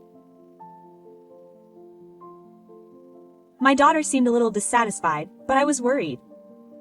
Please understand. However, after hearing my daughter's story when she got home, I thought it was a good thing that I let her go home early. To cut to the chase, my daughter was scolded by her mother when she went out to play. It's not like my daughter did anything wrong. It seems that the Yukishima family has a lot of their own rules. 1. When washing your hands, turn the faucet to less than halfway and use it for only 15 seconds. 2. When using toilet paper, use half the length of the cut line as much as possible and try to minimize the amount of water you flush. 3. Don't throw away wet wipes right away, but only wash the dirty parts and dry them. Yeah, there's probably still some left. After playing for about 3 hours, this much has come out. And of course, my daughter didn't know about these rules, so she apparently broke them all. In other words, I turned on the water with determination, used the toilet paper as usual, and of course threw away the wet wipes. When my girlfriend saw this, she rushed to stop the snake, checked the toilet, and picked up the wet wipes from the trash can. She was constantly being watched. Apparently, she was even questioned about the toilet paper after my daughter went in, which was really horrifying. I thought that she would go beyond the point of being a bad person and eventually collapse as a human being, but it seems that this is an absolute rule on Yukishima. It's unbelievable and excessive. From what I heard from my daughter, I don't think Mickey is a bad girl, and I thought that she would do her best to restrict the children's interactions with each other, but I told her to refrain from going out to play. I couldn't leave my daughter alone in a place where there were adults asking her how she used the toilet. I truly regretted letting my daughter go out to play that day. My daughter also said that she didn't want to go to Mickey's house because she was afraid of being scolded. The reason for her abnormal behavior is simply that she's stingy, and if the child just plays games that don't require money, it won't cause a rift between her friends. I thought so, but one day, about a week later, my daughter brought Mickey to my house. I asked her if she had suddenly decided to go since she hadn't told me they had made plans to play, but she said no. From behind my troubled daughter, Mickey looked down with a tearful expression on her face and said, "Mommy, go eat snacks at Heine's place." I sensed something unusual in her expression, so I slowly calmed Mickey down and asked her what had happened. If she ate lots of snacks, she wouldn't need much for dinner. Go eat lots of snacks at Heine's place. That's what she said. Since it was a different Mickey, I honestly only understood what she had said to the extent that I had a rough idea of what she had meant, but I didn't know what to do, and when I saw Mickey looking like she was about to cry, I couldn't help but think that it must be true. What a terrible parent. Forcing a child who was about to cry. If I gave her the favor, she would have gotten what she wanted, but if I sent Mickey away or took her back to Anajima, Mickey and Hina would only end up feeling bad. Children are surprisingly observant of their adults. It's times like these that we need to make them laugh. Okay, I understand. Then let's all cook together today. Come on, both of you, take off your shoes and wash your hands. The moment I said that, their faces lit up and they nodded. My daughter led Mickey-chan to the washroom, and Mickey-chan followed happily. The children are innocent. It's okay to fall into my trap. Let's have fun to the fullest today. In this way, I had fun making various dishes with the children, and I gave the leftovers to Mickey-chan. I know it's exactly what you wanted. Yeah. But when I'm in front of two children, my heart, which is always filled with sadness, starts to well up. After that, Mickey-chan didn't show up at my house for a while. She fell right into my trap. I thought the barrage of people who had posted on the bulletin board the other day would continue, so I skipped the cover. I was wondering what had happened that day when something happened. My daughter brought Mickey-chan and her girlfriend home. Apparently, she picked Mickey-chan up from elementary school and followed her. Needless to say, remembering her past behavior, I thought for sure that her purpose was to come to my house. My prediction was correct, or rather, it was worse than that. Even though I hadn't even said, "Welcome," she came in strangely excited and said, "What a nice house." Excuse me for disturbing, and coughed, telling Mickey-chan to hurry up too. Mickey-chan looked clearly confused, and I smiled and said, "Welcome," not knowing what to do. She sat down at the table before anyone else and said, "I've always wanted to get along with Hina-chan's mother," and laughed out loud. This is going to be troublesome. I don't want to make the kids feel bad if possible, so I told them to play in another room. I came here today because I had a request. Sigh. Even though we've never talked alone, she's being unusually friendly. I really don't like this type of person. There's an elementary school sports day coming up. I want you to make our lunches too. Of course, for free. This was a much more troublesome request than I had imagined. Make a lunch. If I had asked the same thing on Hot Mod for free, not only would the police be called, but lunches cost a lot. Even when I was in kindergarten, all the mothers made extravagant lunches. But since it's elementary school, I thought it would be a bit too much to just burn the chihuahua and cucumbers. If you think that's a bit too much, then make your own. She puts her hands together in front of her face and prays, but then she suddenly shows her bottom. Oh no, no, no. She really has no common sense. Even if you think it's impossible, it's in front of the kids. I desperately tried to regain my composure and told the principal that I was already busy making lunches for my family. I somehow managed to evade her repeated requests and somehow managed to send her away.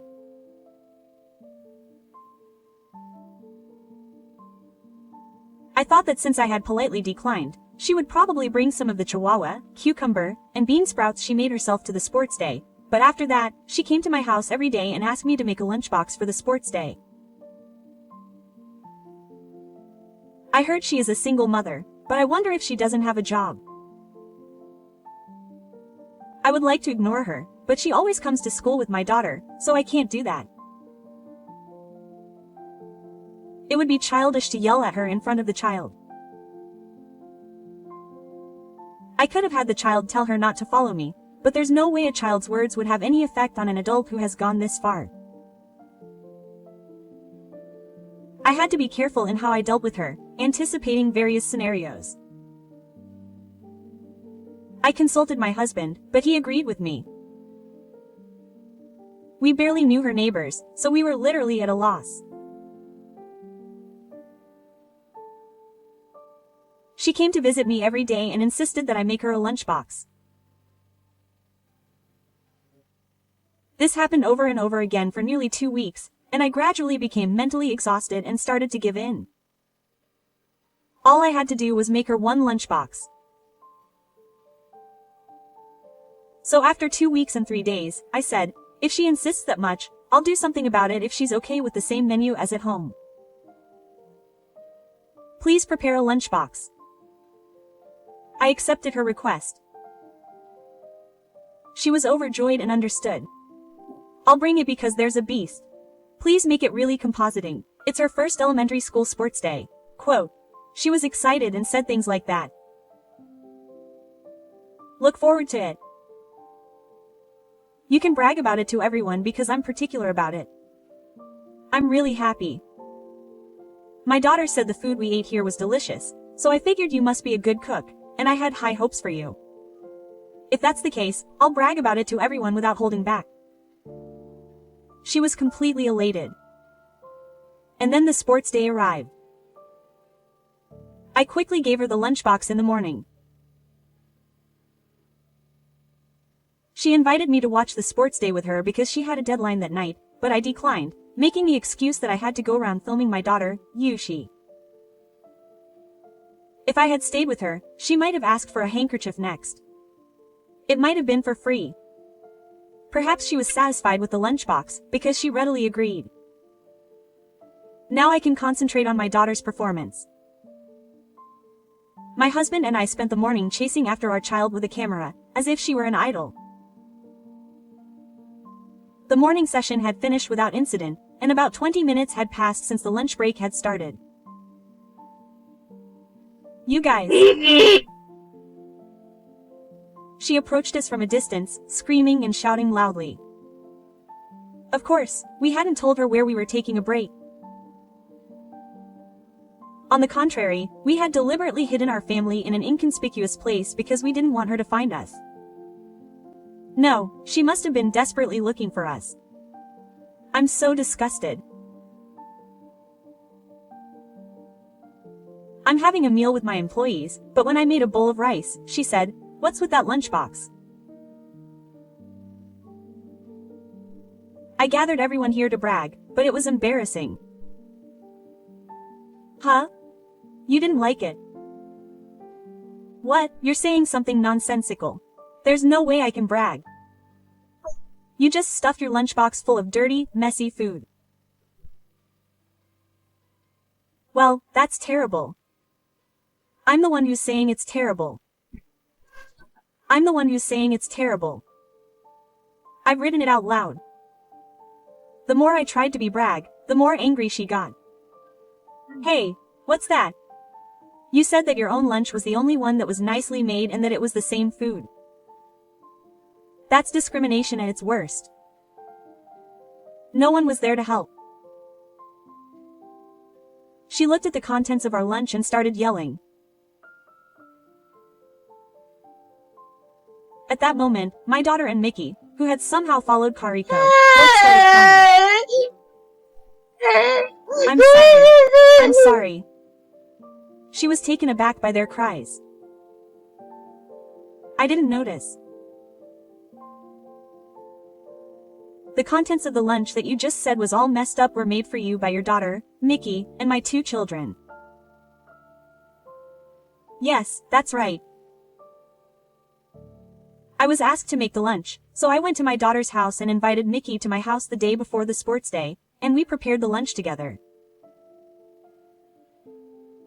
Of course, they look bad because they're children. The omelet is misshapen and burnt, and the rice balls are a strange shape that's neither triangular nor round. I taught her how to taste it, but she accidentally slipped and spilled soy sauce, so there must have been a lot of problems.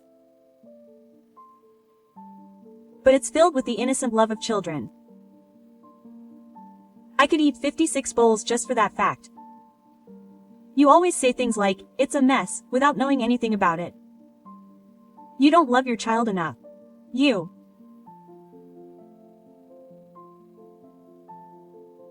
need to observe them carefully enough on a daily basis to be able to tell whether or not they were made with love.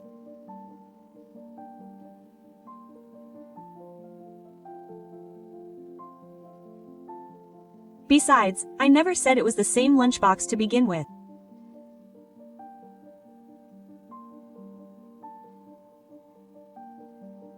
Well, I did say it was the same menu, but I never promised who made it or that it tasted the same. Look. It's tamagoyaki, rice balls, and fried chicken. The menu is exactly the same, right? Huh. What kind of excuse is that? It's not an excuse. It's the truth.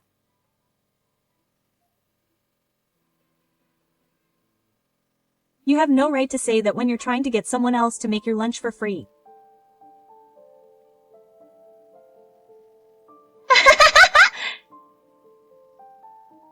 Aren't parents who don't even make lunchboxes for their daughters the ones who are? When I get home, I'll really be a big brother.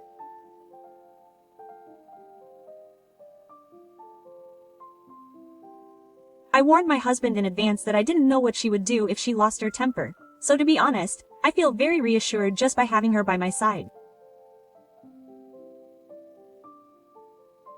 I'm counting on you to take care of our daughter just in case. Husband, oops. While I was thinking about all this, her face turned bright red like a boiled octopus. If you let her say that, she's got a big vein in her eye. Isn't it so great that she makes lunch for us? It's more important to earn a month's worth of living expenses than to eat just one day's worth of food. She changed the subject and blurted out something that didn't make sense. Do you know what time I wake up to make this lunch? When I said that and pointed at our lunch, she said, "What's the big deal?" And made a strange face. I'm sure you can't imagine it. Waking up at 4 a.m. and making lunch for your daughter is nothing special. It's a natural parental instinct, at least that's what I think. What are you trying to say? Even if it's your duty, you're doing your best. That's amazing. I don't have a husband, so I don't have the time for that. It's natural for me to cook for my daughter, but it's not my duty. Sometimes I get tired and order a pizza delivery. But I don't rely on delivery every day because I want to see my daughter happy with my cooking. I want to see her smile even if it's just a little bit more than saving a month's worth of living expenses. She listened silently. Even if it was just bamboo shoots, cucumbers, and bean sprouts, wouldn't that have been fine? Mickey-chan would probably be happier that you're the one making her lunch, rather than the contents being from her school. Her body starts to tremble slightly. Mickey-chan, you said this the last time we cooked together at my house. You want to cook with your mom too. When I say that, she collapses to the ground. In fact, she's been making similar demands not only from the leader mom, but also from the other moms around her, and she's become unpopular with them. There's no doubt that her stinginess has had a big impact on Mickey-chan's lack of friends.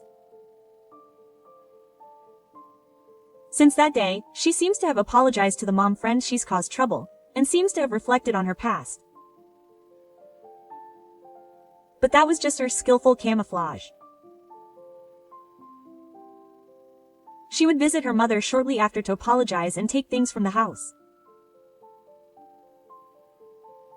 First, she would take small items left on the table, then toilet paper and tissues stored in the pantry. She moved on to detergent and eventually even started taking home appliances. By that time, the victim's mother's friends had finally noticed her doings, and hidden cameras were installed in various homes, and she was finally caught at the scene. Fortunately, thanks to her caring friend, it didn't become a criminal case, but her parents couldn't bear to see it, so they decided to take Mickey in.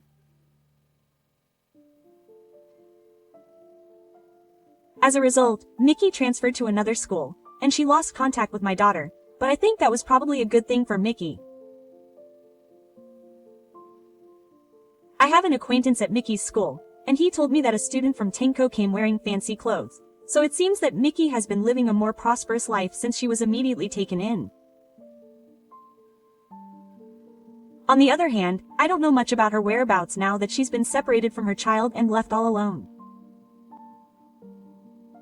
There were rumors circulating for a while after she disappeared, such as that she had become depressed and was now hunting for men at bars on buses, that she couldn't shake her habit of stealing and had repeatedly shoplifted, that she had gone abroad as Sora-san, and so on, but the truth was never discovered. Another child was born to me, and the four of us now live together. My eldest daughter Hina, who is now 7 years old and still in kindergarten, is completely smitten with her. She is already fully prepared to stand up to Na, saying that the man who marries her will surpass her in stature. Are you her father? Although she may seem like an idiot at first glance, she graduated from a famous national university in my wake and joined the elite. Well, she was nowhere near as smart as either me or my husband. Perhaps she is the result of hard work. She apparently remembers my words and appearance at that sports day, even though she is still shy, and wants to become a strong lawyer who can properly point out what is right and what is wrong. Was Mom really that cool? Well, I am still ordinary in the tower, but I want to support my daughter's future successes from behind the scenes. Now, let's do our best to cook for my daughters and husband who are picky eaters today.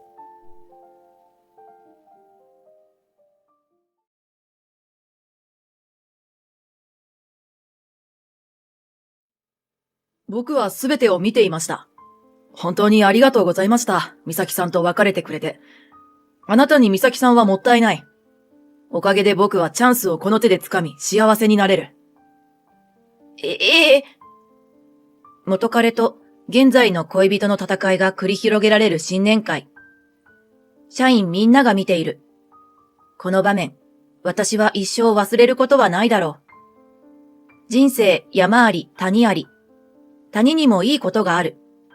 谷のおかげで山のありがたみがよくわかるようになった。だがこれも山の時期に入ったので思えること。かつての私はまさに谷底に転落したのだった。先は全く見えなかった。私の名前は谷山美咲。30歳だ。サラリーマンの父と専業主婦の母。3歳下の妹がいる4人家族。私は短大を卒業以来、中堅の文具メーカーで働いている。今では立派に部品の仕入れ担当リーダーだ。文房具が好きで仕事が楽しかった。あっという間に10年近くが経った。周りも結婚適齢期。その頃、私は同期のエリート社員、ただしと出会った。彼は有名国立大学を卒業後、幹部候補として入社。敏腕営業マンとして活躍していた。ちょうど2年前の忘年会で意気投合し、付き合うことになった。彼がイケメンなのも嬉しかった。仕事もプライベートも順調。点数をつけるなら90点というところか。この幸せがずっと続きますように。彼と付き合い出して2年目。上向きの人生が下り坂に転じたのだ。きっかけは中途採用でやってきた後輩のチカだった。彼女は私と同じ部品の仕入れ担当になった。美人のチカは食わせ者だった。私がただしと付き合っていることを知って敵意を向けるようになったのだ。それぐらいならまだどうということはなかったが。彼女は仕事のミスを全部私の責任にするのであった。だってこれ、美咲先輩の指示なんです。私は言われた通りやっただけなんで。特にただしの前でこう言って甘い声を出す。ある時、彼女の勘違いで発注ミスが起こった。その報告を課長にしている時にただしが通りかかった。すると、チカは怯えた声で言った。先輩から怒られるのが怖くて、ついミスをしてしまいました。この子には気をつけないと。だが、チカの方が一枚上手だった。仕事では私が先輩だが、異性たぶらかしの経験では到底彼女にかなわないのだった。年に一度、夏に開催される文房具の大イベント開催直前のことだった。イベント開催直後は出展した商品が一時的に売れる。それを見越して、部材の発注をしなければならない。その大事な部材の発注が間違っていた。1000個の部材を10個しか発注していなかった。2桁違う致命的な誤りだ。チカはみんなの前で泣きそうな素振りで言った。これ全部先輩の指示なんです。そこへただしが颯爽とやってきて口を開いた。ミスは誰にでもあります。皆さん、彼女たちを責めないでください。僕につてがあります。彼はすぐに電話をかけた。そして、残りの990個の部材を確保することに成功したのだ。無事にこの難局を乗り越えた結果、ただしの評価は爆上がりとなった。そして責任を取らされたのが私。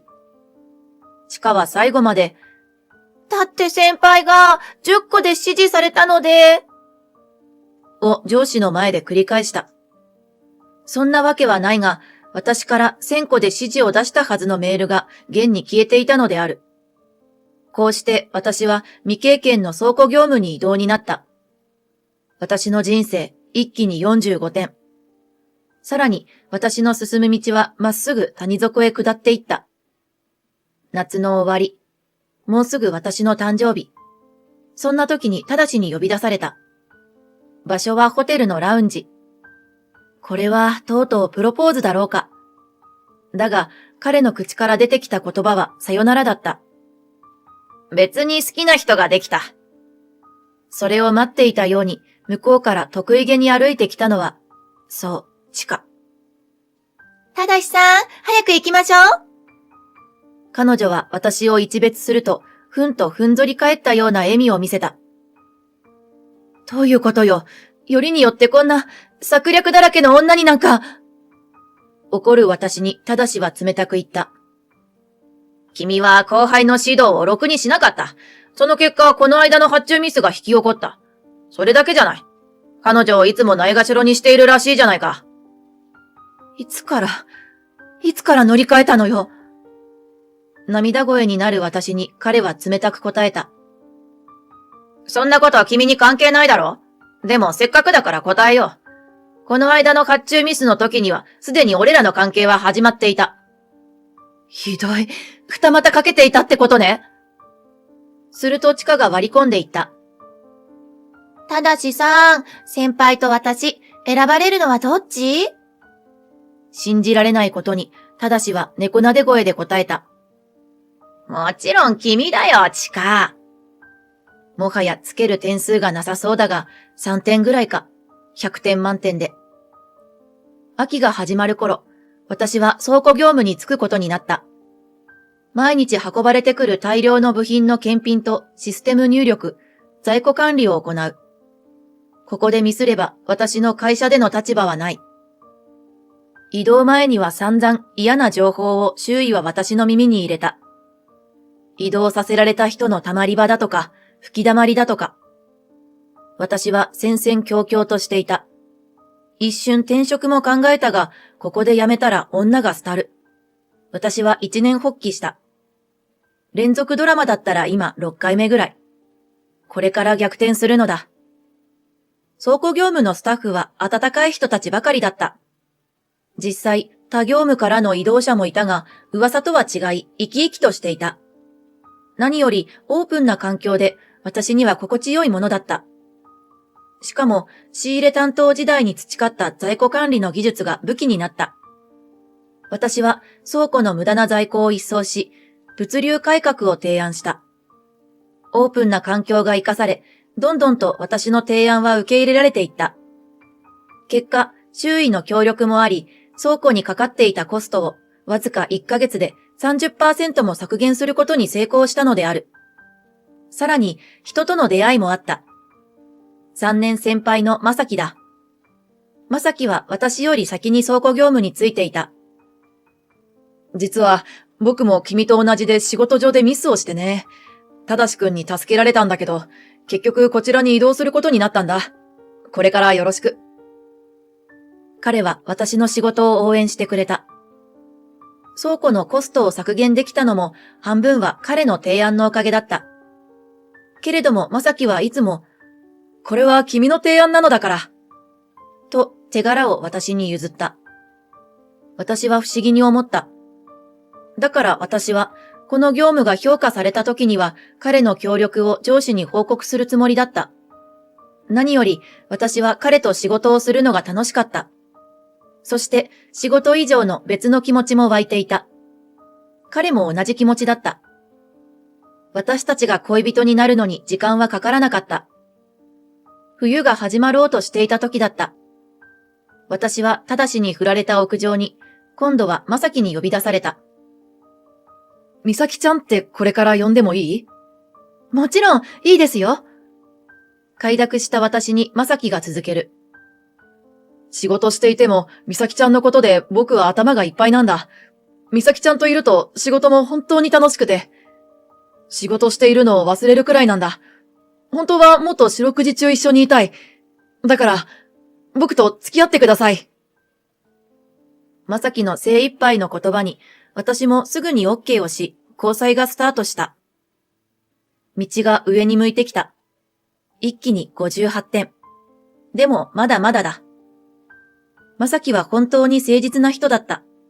もう元彼と後輩からの仕打ちなどどうでもよくなってきた。年の瀬を迎えようとしていた。別れと出会い、思わぬ移動。全部今年のことだなんて嘘みたいだ。みさきちゃん、来年の新年会行くよね。一緒に行こうよ。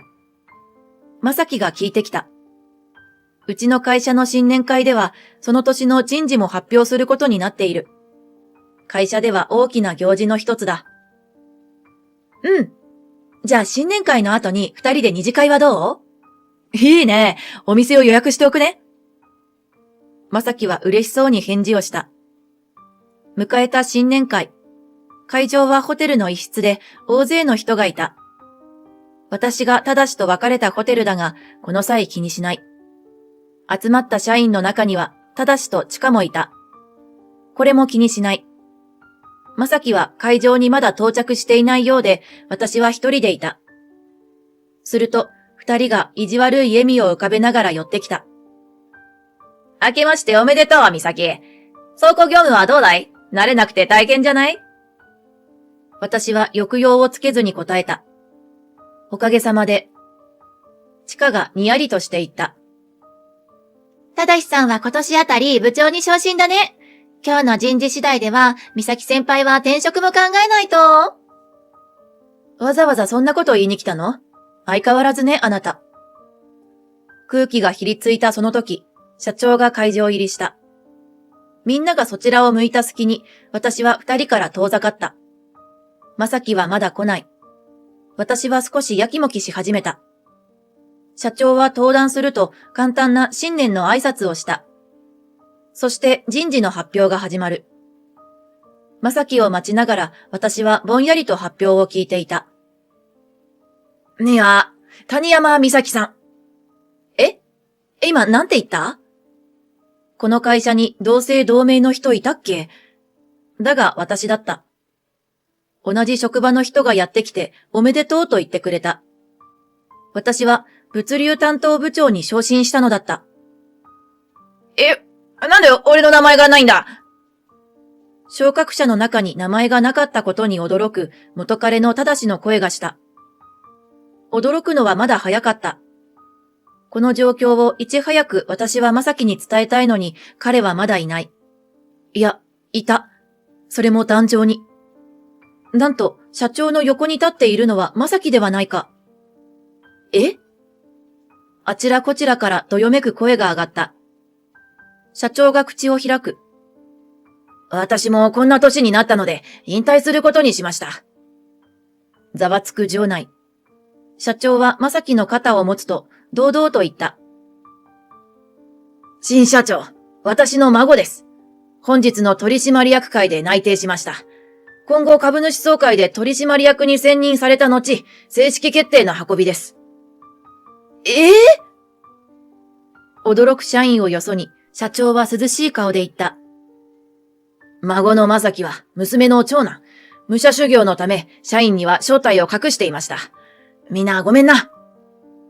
呆然とする社員。中でも私は一番呆然としていた。皆様、この度新社長に就任することになりました。正樹の社長就任の挨拶が数分続いた。その間、私はぼんやりとした気持ちで話を聞いた。思わぬ昇進で人生95点まで上がったと思ったのに、その幸せは儚かった。恋人が社長だなんて、喜ぶより前に私は身を引かないとならないのではないか。新年会が終わったら二人で二次会の予定だったのに、その時、正樹のスピーチが終わった。今日は皆様に私の社長就任とともにもう一件ご報告があります。正樹が壇上から降り、私のところへ歩いてきた。そしてひざまずいていった。倉庫で一緒に働いていた時からこの人だって決めていました。これからは結婚を前提にお付き合いしてください。僕と一緒にこの会社を盛り上げていってください。盛り上がる会場。あまりのことにあっけに取られる私。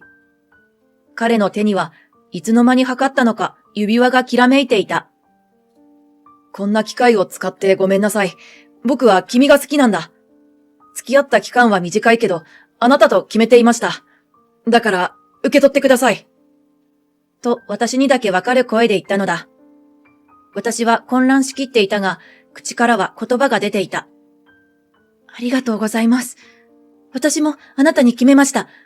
末永くよろしくお願いします。すると盛り上がった会場のあちらこちらからおめでとうのコールが起きた。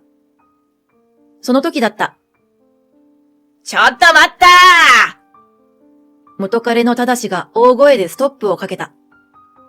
そういうことだったのか。美咲はミスで倉庫業務に異動になったはず。美咲が出世するなんておかしい。色仕掛けでチャンスを手に入れたんだな。新社長騙されないでください。すると、新社長の正樹が言った。騙される？あなたは一番その言葉を言うのにふさわしくない人だ。婚約者対元彼。ドラマはいよいよ最終回を残してクライマックスだ。私はこの先の展開もわからないのに妙に興奮してしまった。でも、正樹がこの場を収めてくれることはもうわかっていた。正樹が続ける。そのミスですがね、本当にミスだったんでしょうか？正と地下から表情が消えた。調べましたよ。発注は正しくなされていました。ところが、その後で数量を変えた人がいます。正樹はまるで役者みたいだなぁと思った。惚れ直しちゃった。システムのログを確認して分かったのですが、その人は、正樹の視線の先には地下がいた。ひどい。社長がみんなの前でそんなこと言うなんて。地下はさすがにずぶとい。もう普段の自分を取り戻したようだ。でもあなた、すごくドラマの悪役っぽいんですけど。まさきは続ける。数量を変えた後、すぐに別の業者に部品を外注できるようあらかじめ手配しておく。そして関係メールも削除する。システムに一連の痕跡が残っていました。さらに言うなら、その外注先から見返りがあなたに支払われているようですね。これこそ、あなたはどう責任を取るつもりですか？それは…真っ青な顔で口をパクパクさせるただし、まさきが続ける。ついでに僕が異動になった時のミス。これにも覚えがありますよね。あの時は社長のミスが原因で…と、ただしが言いかけたところで、まさきが遮った。そう、僕の発注ミスが原因だった。が、あの時の件もすでに調べはついています。おかしいと思い、こっそり調べさせてもらいました。愕然とする元彼ただし、まさきがきっぱりとした口調で続けた。僕はもともと機械工学の大学院の出身です。システムのログを調べて、誰が僕をはめたのか、調べるなんてお茶の子さいさいです。でも、倉庫業務にはメリットがありました。オープンで自由な環境は、僕が社長としてのマネジメントスキルを磨くには絶好の場所でした。ある意味、あなたには感謝しています。僕はすべてを見ていました。本当にありがとうございました。美咲さんと別れてくれて。あなたに美咲さんはもったいない。おかげで僕はチャンスをこの手で掴み、幸せになれる。顔を真っ青にして、ガクガクと震え出す元彼ただし。そんな元彼にチカが怒り出した。ちょっと、バレないって言ったじゃない。どういうことよ。俺に任せておけばすべてうまくいくって言ったのは嘘だったの？美人後輩はじっと舌打ちをすると。使えねえ男。と言い出した。黙れ！お前がいつも、あれが欲しい、これが欲しいって、ブランド物ばっかり欲しがるから金が必要だったんだ。こんなことなら、元カノの美咲にしておけばよかった。はぁ？私だって、あんたがこんな間抜けだと分かっていたら選ばなかったわよ。倉庫に最初から就職しておけばよかった。そしたら今頃は玉残しだったのに、この出来損ない。なんだと、このメギツネ。騙しやがったな。二人が大声で揉み合いになり、騒然とする会場。と、新社長の正樹が二人に割り込んだ。認めるんですね。正樹はにこやかだが、目は見たことがないほど怒っていた。あなた方は、己の欲のために僕の大切な人を利用した。今回の件、解雇に相当します。コンプライアンスを守ることができない人材は不要です。今すぐこの場から退出してください。なんだと？俺がどれだけ会社に貢献したと思っているんだ。今に後悔させてやる。今度は元彼ただしが新社長に飛びかかろうとした。そこに警備員が入ってきてもみくちゃになった。ただしはそのまま会場の外へ引きずり出されていった。後に残った美人後輩のチカも慌てて会場を飛び出していった。結局元彼ただしと美人後輩のチカはその後正式に懲戒解雇となった。二人の関係も解雇とともに解消されたという。私は倉庫業務の部長になった。婚約者の新社長、正樹の経営は順調で、今期過去最高の売り上げを記録した。仕事もプライベートも絶好調の先日、元彼ただしから連絡があった。元気？君のことを思うと今も胸が苦しいです。そろそろ僕のことを君も恋しく思っているはずです。もう一度やり直しましょう。どの口が言うか。思わず、アホか、と返信してやろうかとも考えたが、ここは一歩引いて。今とても幸せなので結構です。二度と連絡しないでください。ちなみに、チカは就職活動に失敗し、田舎に帰ったそうだ。もうすぐ春が来る。正樹からの公開プロポーズ後も交際は順調だ。両家の仲もとても良く、顔合わせも楽しいものだった。前社長曰く、正樹がみんなの前でプロポーズした時には、でかしたぞ、さすが、俺の孫、後取りと思った。そうだ。来年の初夏、私は結婚する。結婚したら夫を支えるべく家庭に入る予定になった。このまま倉庫の部長をしたいという気持ちもあった。が彼は激務。彼を支えたいという気持ちが自然と芽生えた。付き合っている時、自分の手柄も私にくれた彼。彼の支えがあって私は出世できた。今度は私の番だ。縁の下の力持ちとして頑張っていきたいと思った。夫婦二人三脚で会社を盛り立てていく日も近い。今私の目の前の道はまだ上り坂。100点満点を超えちゃったけどどうなるのだろう。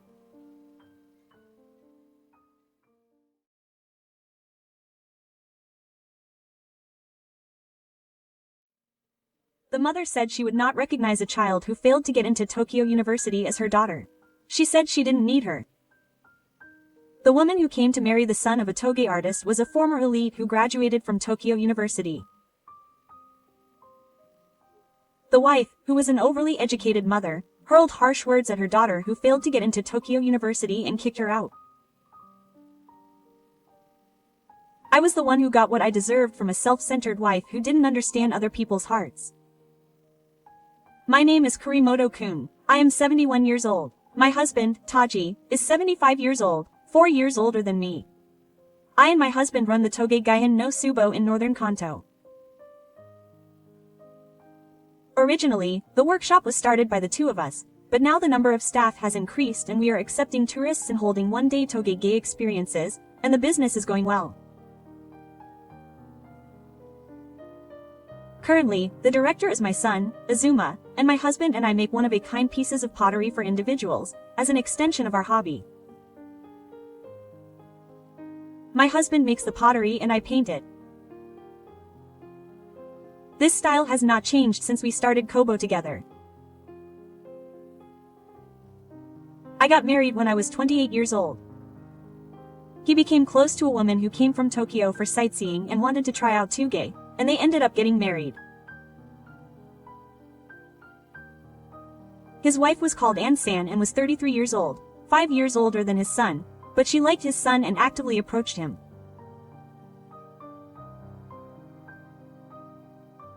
In fact, this baby was a so-called elite who graduated from Tokyo University and worked for a top company in Tokyo. It may sound strange for me to say this as a parent, but my son is a Touge fan who likes to play around with things rather than with women.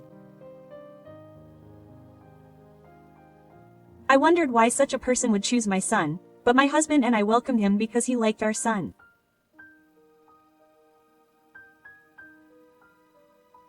And everyone in my family thought, wow, Tokyo University is a school where really smart people go. So we didn't really care that his wife was a former elite with a high education.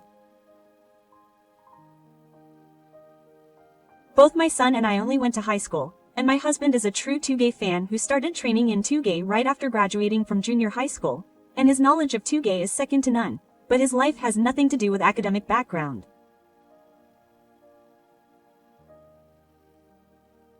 I have been interested in Touge since I was a teenager, and went to Touge High School and got a job at an interior design company. After I became a working adult, I started visiting the town's battles as a hobby. My husband was the one who made the pottery that I liked the most. You didn't fall in love with me, you fell in love with the pottery I made. That's what my husband says when we drink. I reply, oh, you fell in love with me, because you fell in love with the pottery you made. Yes, in other words, we are a happy couple at Touge. After getting married, A-san helped out at the gym at Kobo, and as expected of a graduate from Tokyo University, she was smart and worked quickly. However, she seemed to look down on the staff, and in fact, she was not well received by the staff.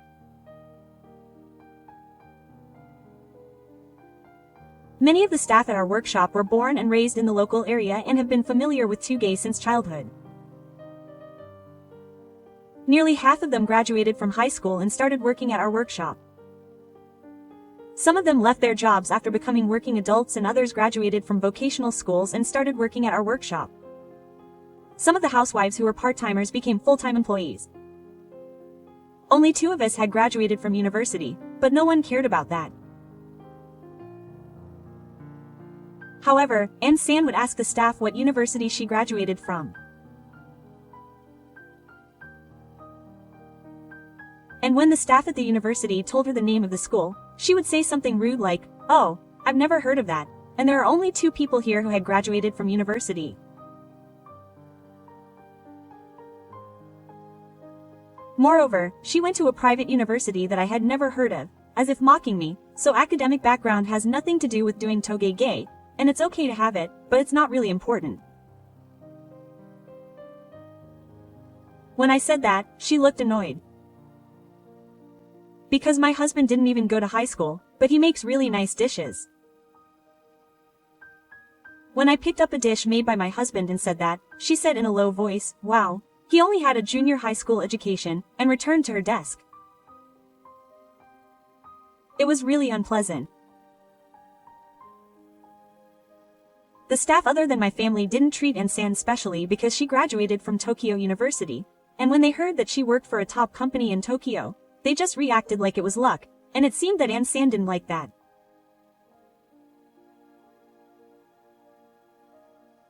The year after my son got married, we found out that Ann San was pregnant, and my son and I were both overjoyed.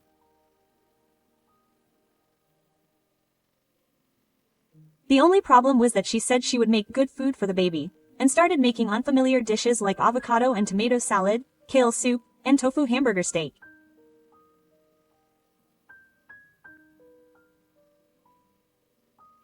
I understand that it's important to be careful with what you eat while pregnant, but to be honest, Akasan's cooking skills were pretty awful. They were often bland or too sweet, or looked good but tasted disappointing. It was also hard to be given unfamiliar dishes every time. Eventually, I learned the serving sizes and helped my sister make dishes that contained iron and acid, high and low fat dishes, and calcium-rich dishes, and she somehow managed to make them taste good.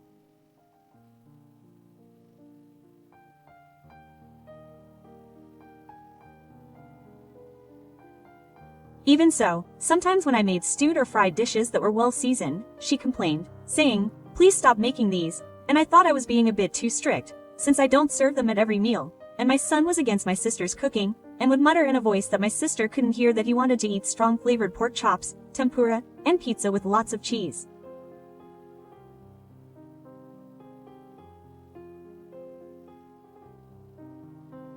Still, no one could complain if she said it was for the baby she was going to have. My husband and I are both older, so we thought this type of cooking would be better for our health, and on the surface we welcomed it, regardless of what we thought in our hearts. My sister read a lot of books and practiced what was good for the body during pregnancy and what should be avoided every day. I thought she was a little too serious, but then a baby girl was born. Her first grandchild was named Yulia.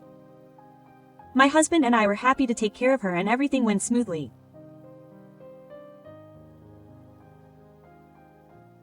We spent every day happily without any complaints, but when our daughter was old enough to go to kindergarten, my wife's sister said that there was no good kindergarten in this town and she wanted to move to the next city. "What, are you dissatisfied with something?" I asked her frankly. There was nothing like that. She just said that she wanted to give her daughter a good education, and that even if she wanted to go to this advanced education, there were no good cram schools in this town. It's true that this town is close to the mountains and has an abundance of clay that is suitable for both, so it's basically a rural area. However, it's on the neighboring island, about 20 minutes by car. They weren't going to move that far, and it wouldn't be too hard for my son to commute to Kobo. Anyway, I couldn't strongly oppose it when she said it was for her grandchild. I think it's better for children to grow up in the countryside in nature. She's a girl, so she doesn't need to study so much.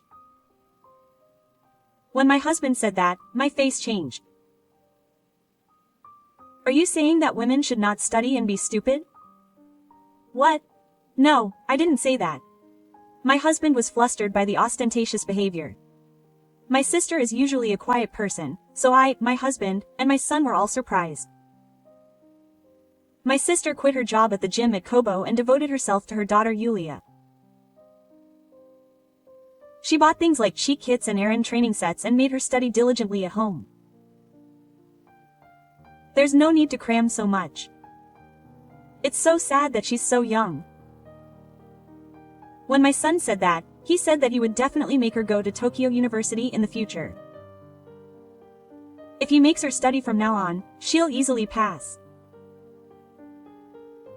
He wouldn't give in, and in the end he said something like, "You may not understand, since you only went to high school, but I want this girl to marry an elite from Tokyo University."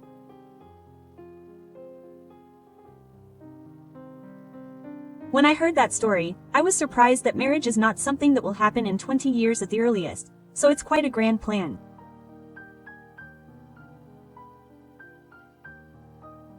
It seems like she wanted to marry an elite from Todai, my son sighed. Well, then why did you marry her? I think that's extremely rude to my son. And I couldn't understand why he was planning to make his daughter bear the dream that he couldn't achieve. I think the relationship between the couple started to deteriorate little by little from around this time. I hear that many couples argue about their children's education issues, but it became decisive when their granddaughter, Yulia, was in the upper grades of elementary school. Anne said that he wanted Yulia to go to a girls' school in Tokyo that has a high rate of students going on to Tokyo University, which is a junior and senior high school in Tokyo. Of course, he can't commute from here, and my son works in the workshop here, so I can't imagine moving as a family for my child's entrance exam. Yulia and I will rent an apartment in Tokyo. Anne said that, and the family was strongly opposed to it. In the end, the talk ended because my granddaughter Yulia herself didn't want to, but Asan's enthusiasm for education was not diminished, but rather burned even more. I sent her to a cram school, and we also found a tutor who graduated from Tokyo University to help her study at home, and Yulia passed the entrance exam for a local private junior high school with a high standard score. When my granddaughter Yulia started attending junior high school, her grades were at the middle level, and my husband and son all said that she was good enough, but Asan was different. She raised her voice and asked me who she took after to get such good grades despite studying so much. It was like she was saying that if she was like me at Tokyo University, she wouldn't get such good grades, and it felt bad.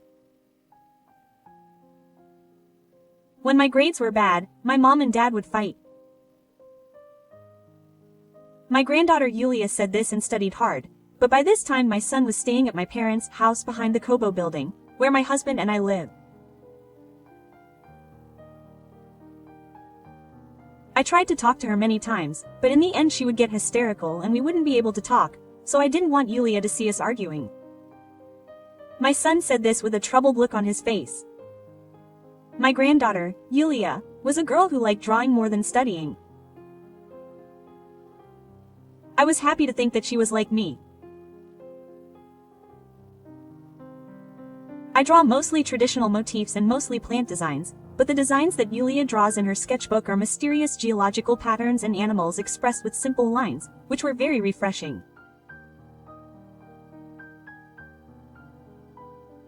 When her middle school classes ended early, she would come to our workshop by bicycle for more than 30 minutes to watch the painting process and think up designs herself. At such times, my son, who had finished work, would load her bicycle into the car and go home with her. Maybe he was doing this so that Yulia would come home. However, my sister didn't seem to like Yulia coming to our house, and on the days she came to our house, she would be told off for small things. I decided that I was the one who was called to come because I felt sorry for Yulia being scolded, but instead, I was the one who was complained about not disturbing her studies. From that day on, Yulia stopped coming to our workshop. She said that she would get scolded by her grandmother. After that, Yulia passed the entrance exam to a famous girls' school in the prefecture, but Asan seemed dissatisfied. This was because the school had almost no track record of students going on to Tokyo University. Still, A-san did not give up and sent her to a cram school and had a private tutor study for the exam. At that time, my husband decided to hand over the position of president of our workshop to his son, but as soon as A-san became the wife of the president, she started coming to the workshop, which she had only visited occasionally, frequently. She started complaining about the factory staff and telling her husband, the president, to work harder to make more profits. She said that she had to pay for Yulia's education, but she also bought herself brand name clothes and bags. I think her granddaughter Yulia worked very hard. Even though her teacher told her that she couldn't get into Tokyo University, she didn't give up and studied, even if the results were hopeless. I couldn't bear to see her studying, dying to draw, which she loved, and told her that Tokyo University isn't the only thing in life. Grandma once asked Yulia if she wanted to go to her mother.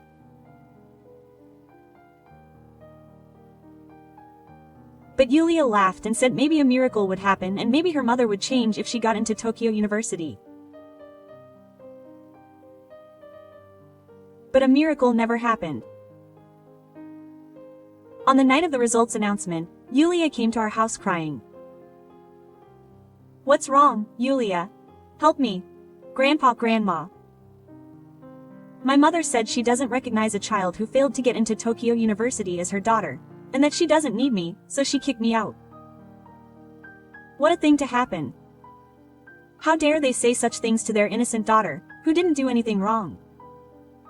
She can't go because I'm a stupid, useless girl. I was sobbing as I comforted Yulia. At that moment, my son came down from the second floor and said, "Yulia did a great job. I'm sorry I couldn't do anything for you, Dad." Quote. He said and hugged his daughter. "I know. You're here because you don't want me to see you fighting with Mom, right?" Yulia is a kind girl who understands other people's feelings. Isn't it enough that she's grown up to be such a good girl?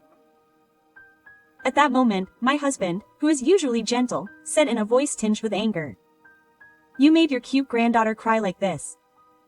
Is this what a mother does? Leave it to your grandpa. Yulia is a child who absolutely needs to be happy." I felt the same as my husband. So what if she graduated from Tokyo University?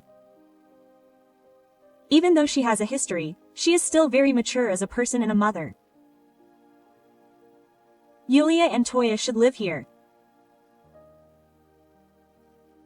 Yulia is still in shock from failing the entrance exam and can't think about the future, but I thought she should take some time to rest her mind and body and find out what she really wants to do. The next day, my friend Mikiko, who is 10 years younger than me and has been close to me since I came to this town as a bride, came to our house. She is the president of a workshop much larger than my workshop and is a very capable woman. Oh, well, I thought she was a daughter-in-law who was very enthusiastic about education, but I didn't know she had become like that. Mikiko was surprised when she heard my story and said that. A real elite who graduated from Tokyo University. You know, it seems that you can't get a girl who graduated from Tokyo University. Well, no matter what you say, men don't like women with higher education than themselves. Is that how it is? My son didn't care about that at all. I'm sure you wondered why a woman who graduated from Tokyo University and worked at a top company would marry my son. He probably couldn't have one. He had the good fortune of being with a wonderful person like your son who doesn't care about academic background. After hearing all about it from Mikiko, I was lost in thought. 2 days later, A-san showed up at the cell as if nothing had happened. "Hey, A-san, aren't you worried about your daughter?" As soon as I saw A-san's face, I yelled. If the daughter you kicked out doesn't come back for 2 days, it's normal to worry and look for her. Because she's here anyway, isn't she? She has no other place to go. That's true, but that's not the problem. It's just right. I don't want to see her face for a while, and I tried so hard, but it's no good at all. It was Yuria who tried hard, not you. It's no use if you try hard but don't get results. I wonder who she takes after. She's a kind and good girl, just like her father. I'm really glad she doesn't look like her mother. What is it? Isn't that a bit rude? You say that women who graduated from Tokyo University can't get married? Of course I don't think that's true. It doesn't matter what university they graduated from, as long as they are attractive as a person. What do you mean? Are you saying that people who brag about graduating from Tokyo University and working for a top company are naturally not able to get married? What do you mean? I was pretty annoyed, so I blurted out what I wanted to say to my sister. The staff at the workshop were also looking at our exchange with confused looks on their faces. At that moment, the entrance door opened and Mikiko came in. Oh, are you busy? I brought some good news today. As I said that, I looked at my sister. Oh, you're a Tokyo University graduate and a former elite bride. You're wasting your time. Not taking good care of your talented and wonderful husband and daughter. What is this, suddenly? Who are you? Me?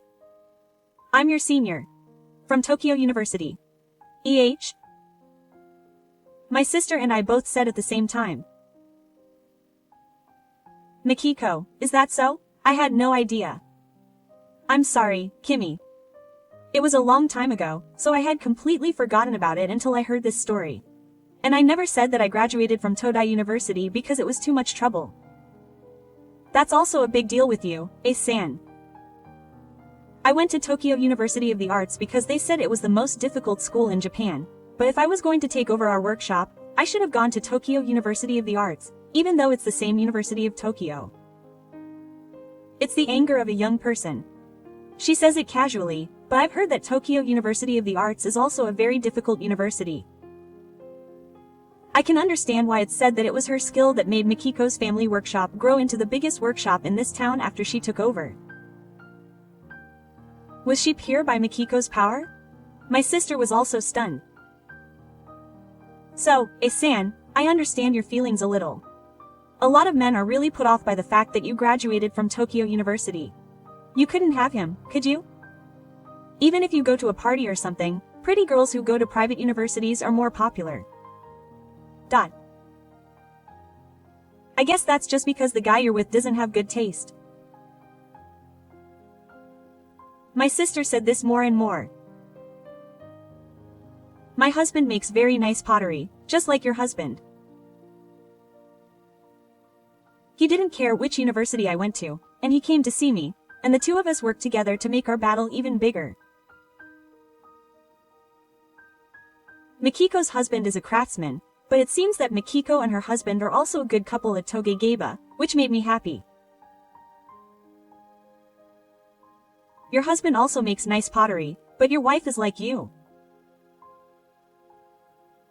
What's that? At that moment, my son and husband came out from the work in the back, hearing the commotion. Hey, what's the commotion? My husband said, looking at the three of us in a strange combination. Oh, Takiji-san, I've got some good news for you today. The announcement is this weekend, but I've come here to tell you secretly using my authority as the organizer. When Mikiko said that, my husband said, oh, I see, and ran out of the room.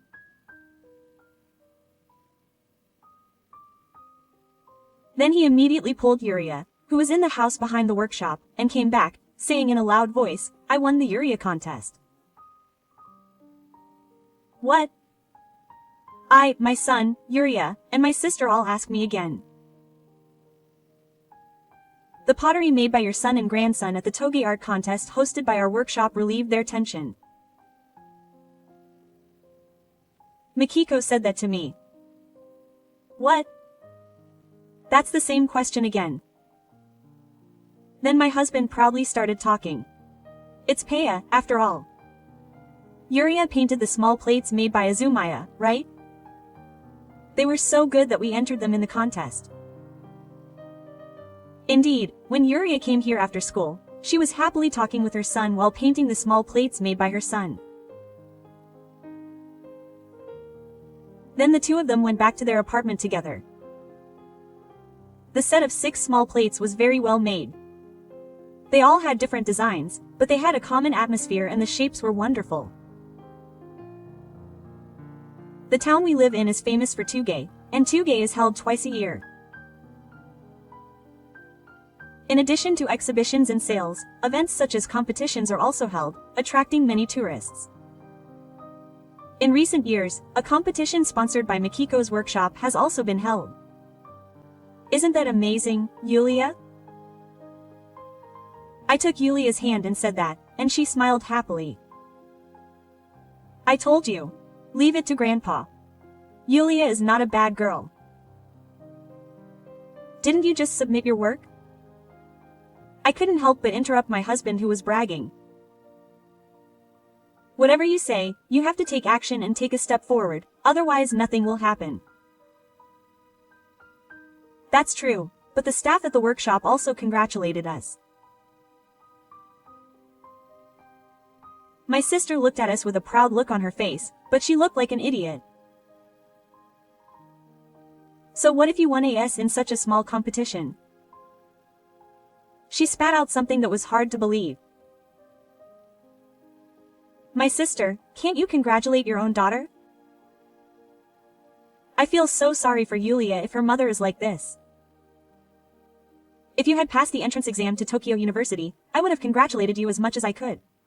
I knew it was impossible, so I didn't have any expectations anymore. You don't understand how hard it is to make something. It's hard to be recognized and receive an award. You don't understand because you don't do the math.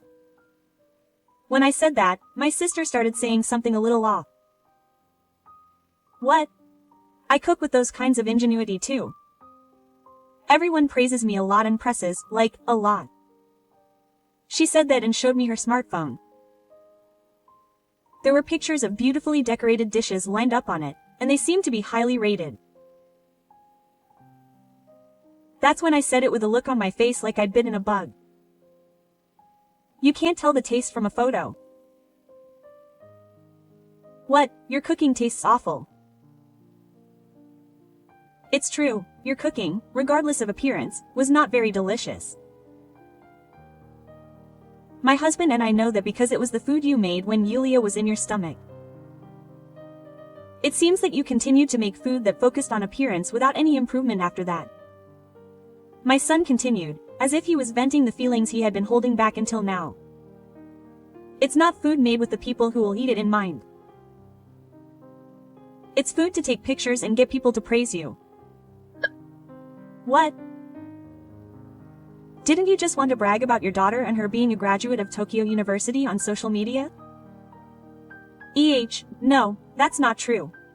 I wanted Yulia to catch a promising elite at Tokyo University and marry her. If that happens, she'll be able to live a stable and happy life. I was thinking about my daughter's happiness. How dare you talk about your daughter's happiness after treating her so coldly? I thought that my values were too different from this wife's, so I said. What are you talking about?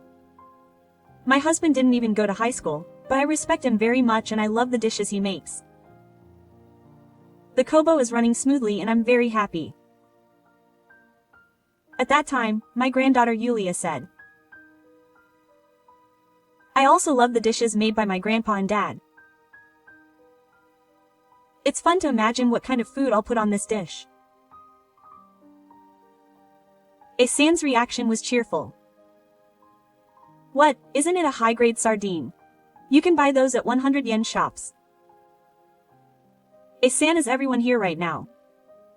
No, I made a statement that would turn most of the people in this town against me. My son said quietly. I understand. I understand. What are you suddenly saying? It's not sudden. I've been thinking about it for a long time. I believe that you were forcing my daughter to study because you thought about her.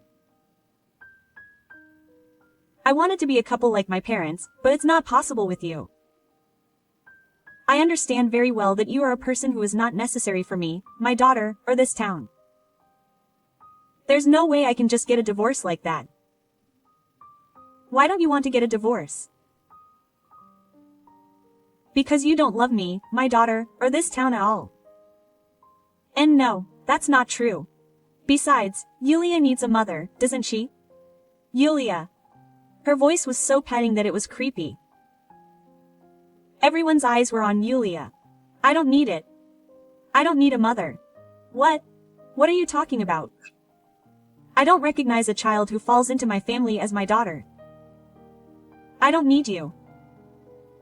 It was my mother who kicked me out. I don't want to live with someone like that. I want to live here with my father, grandfather, and grandmother. Yulia said this as if she was crying and screaming. Her needy cry brought tears to her eyes. Her husband and son were wiping their eyes. If you don't want to lose your position as the wife of the president of a well-run workshop, you should be honest. Mikiko said this coldly. My sister, tired of drying her clothes, said, I'm sorry. Mikiko looked at me. Kai, if your son wants to get divorced, I'll introduce you to a top elite lawyer in Higashidai. I don't think you'll win because no one is on your side. Thank you, Mikiko. We'll do our best to protect Yuria. Everyone there looked at my sister with cold eyes. Finally realizing that her department was in the wrong, my sister ran away from the scene. For a while, my sister lived alone in an apartment in the next town, but even though it was the next town, it was only about a 20-minute drive away, so some staff members commuted from there. With the main office being exposed in front of all the staff at the workshop, she seemed to be quite stressed by the cold attitude of the people around her. And she readily agreed to the divorce. She happily signed the divorce papers after learning that she would be given half of the savings, which is the couple's shared property. I feel bad for her for doing such terrible things to her daughter, but from the public's point of view, she was a dedicated educator and not a criminal, so there's nothing she can do. My son said that if it meant we could break up, then the money was fine, but I just couldn't get over it. After that, she started living alone in Tokyo, but she couldn't find a job. Perhaps they thought that a woman who was over 50 and had only a high sense of pride at Tokyo University was difficult to deal with, and since she didn't have any particular skills, no well-known company would hire her. Somehow, she managed to get hired by a small accounting firm, but because of her personality, she didn't get along with her boss and colleagues, so she quit soon after, and now she's working at a convenience store. Mom, I've changed my mind. I want to get back together with that person. She called me and asked if I could somehow make things up. If it was so easy to change your mind, I wish you had done it when Yulia was younger. I said that and hung up the phone. There's no way I can forgive her so easily. Yuria was immersed in the battle almost all day, playing with soil, thinking about Tawan, and painting the pottery made by her father, and seemed to enjoy it. I wonder if I can take the exam for Tokyo Gaido next year. I don't think I can do it. I want to study Togege properly. When her granddaughter Yuria said that, her husband and son said, backquote, if you want to study, you can do it here. We'll teach you anything, and they're already spoiled. You guys just want to keep Yuria close by, don't you? When I scolded her, she seemed to hang out, and they both drew heads. I think it's good to interact with various people and get to know the outside world. You worked so hard to study at Tokyo University, which you don't want to go to, so Yuria will be fine. You still have time, so think about your future slowly. Whatever path Yuria chooses, our family will support you with all our might. After that, Yuria went on to study crafts at Tokyo Gaido, found a partner at university, and returned to this town. He was a young man full of passion for Togege, and the whole family welcomed him. Only Yulia's father had a slightly complicated look on his face, but he said that he wouldn't marry her and would take over the workshop with her, so it's fine. That's true, but I thought that Yulia would paint the pottery I made and we would run it together as a family. I was grumbling to myself, but I thought that it would be nice if my daughter and her husband and I could work together because Yulia's partner was a respected graduate and was teaching enthusiastically. After all, everyone in my family is crazy about toge art. A few years later, 2 large plates that my son had baked and my daughter and her husband had painted on them won a big award. At the award ceremony party, a woman around 60 years old was looking into the entrance to the party venue. Mr. Money, what are you doing here? Oh, well, I found out about it on the internet news and came here to celebrate. What's the big deal now? Are you going to act like a mother as soon as the daughter you abandoned becomes successful? I might sound like a terrible person if I do that, but I didn't want her to be involved in my son's or grandchild's lives anymore. At that moment, I heard Yulia's voice from the party hall with a microphone. I've always lived my life at my mother's mercy. I failed the entrance exam, I was told unnecessary things, and I really thought I was no good. But that wasn't the case. It was my grandparents, the nursery teacher, my father, and my husband who taught me that. I'm really glad that I broke up with my mother then. My child will be born next spring. I will never try to control my child the way I want to.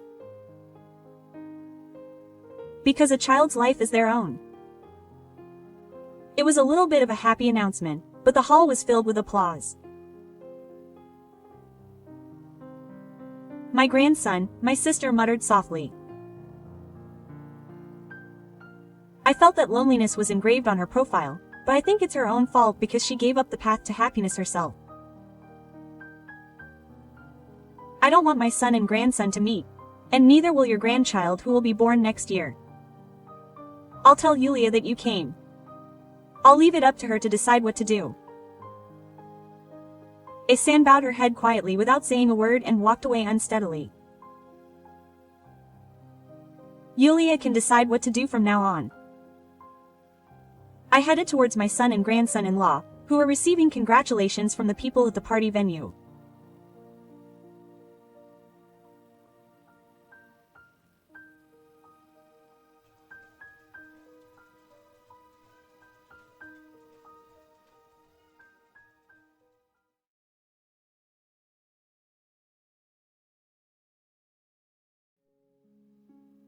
What's going on? Are you making fun of homemade food when entertaining strangers? Huh? I froze. You've been preparing the chirashi uchiji since last night, so you're... Just trying to make it cheaper, right? Chiharu shouted. Serve high-quality sushi. It's too much to be looked down on for not buying it. If you don't order high-quality sushi, I'm leaving. I gripped my apron tightly at the words thrown at me by Yagi Haya. I'm Toko. I'm a 66-year-old housewife. My hobby is home regeneration. My husband is Kanan, 68. They welcomed a young man and are living a leisurely life together, but he is registered with the Silver Human Resources Center and occasionally goes to work. They have one son, Toru, who married Chiharu from the same company 2 years ago, but he left home at that time and hasn't come home since. His hobby is saving money. This is the first generation of Chiharu who came to pay her respects when they got married, so she is a full-time housewife.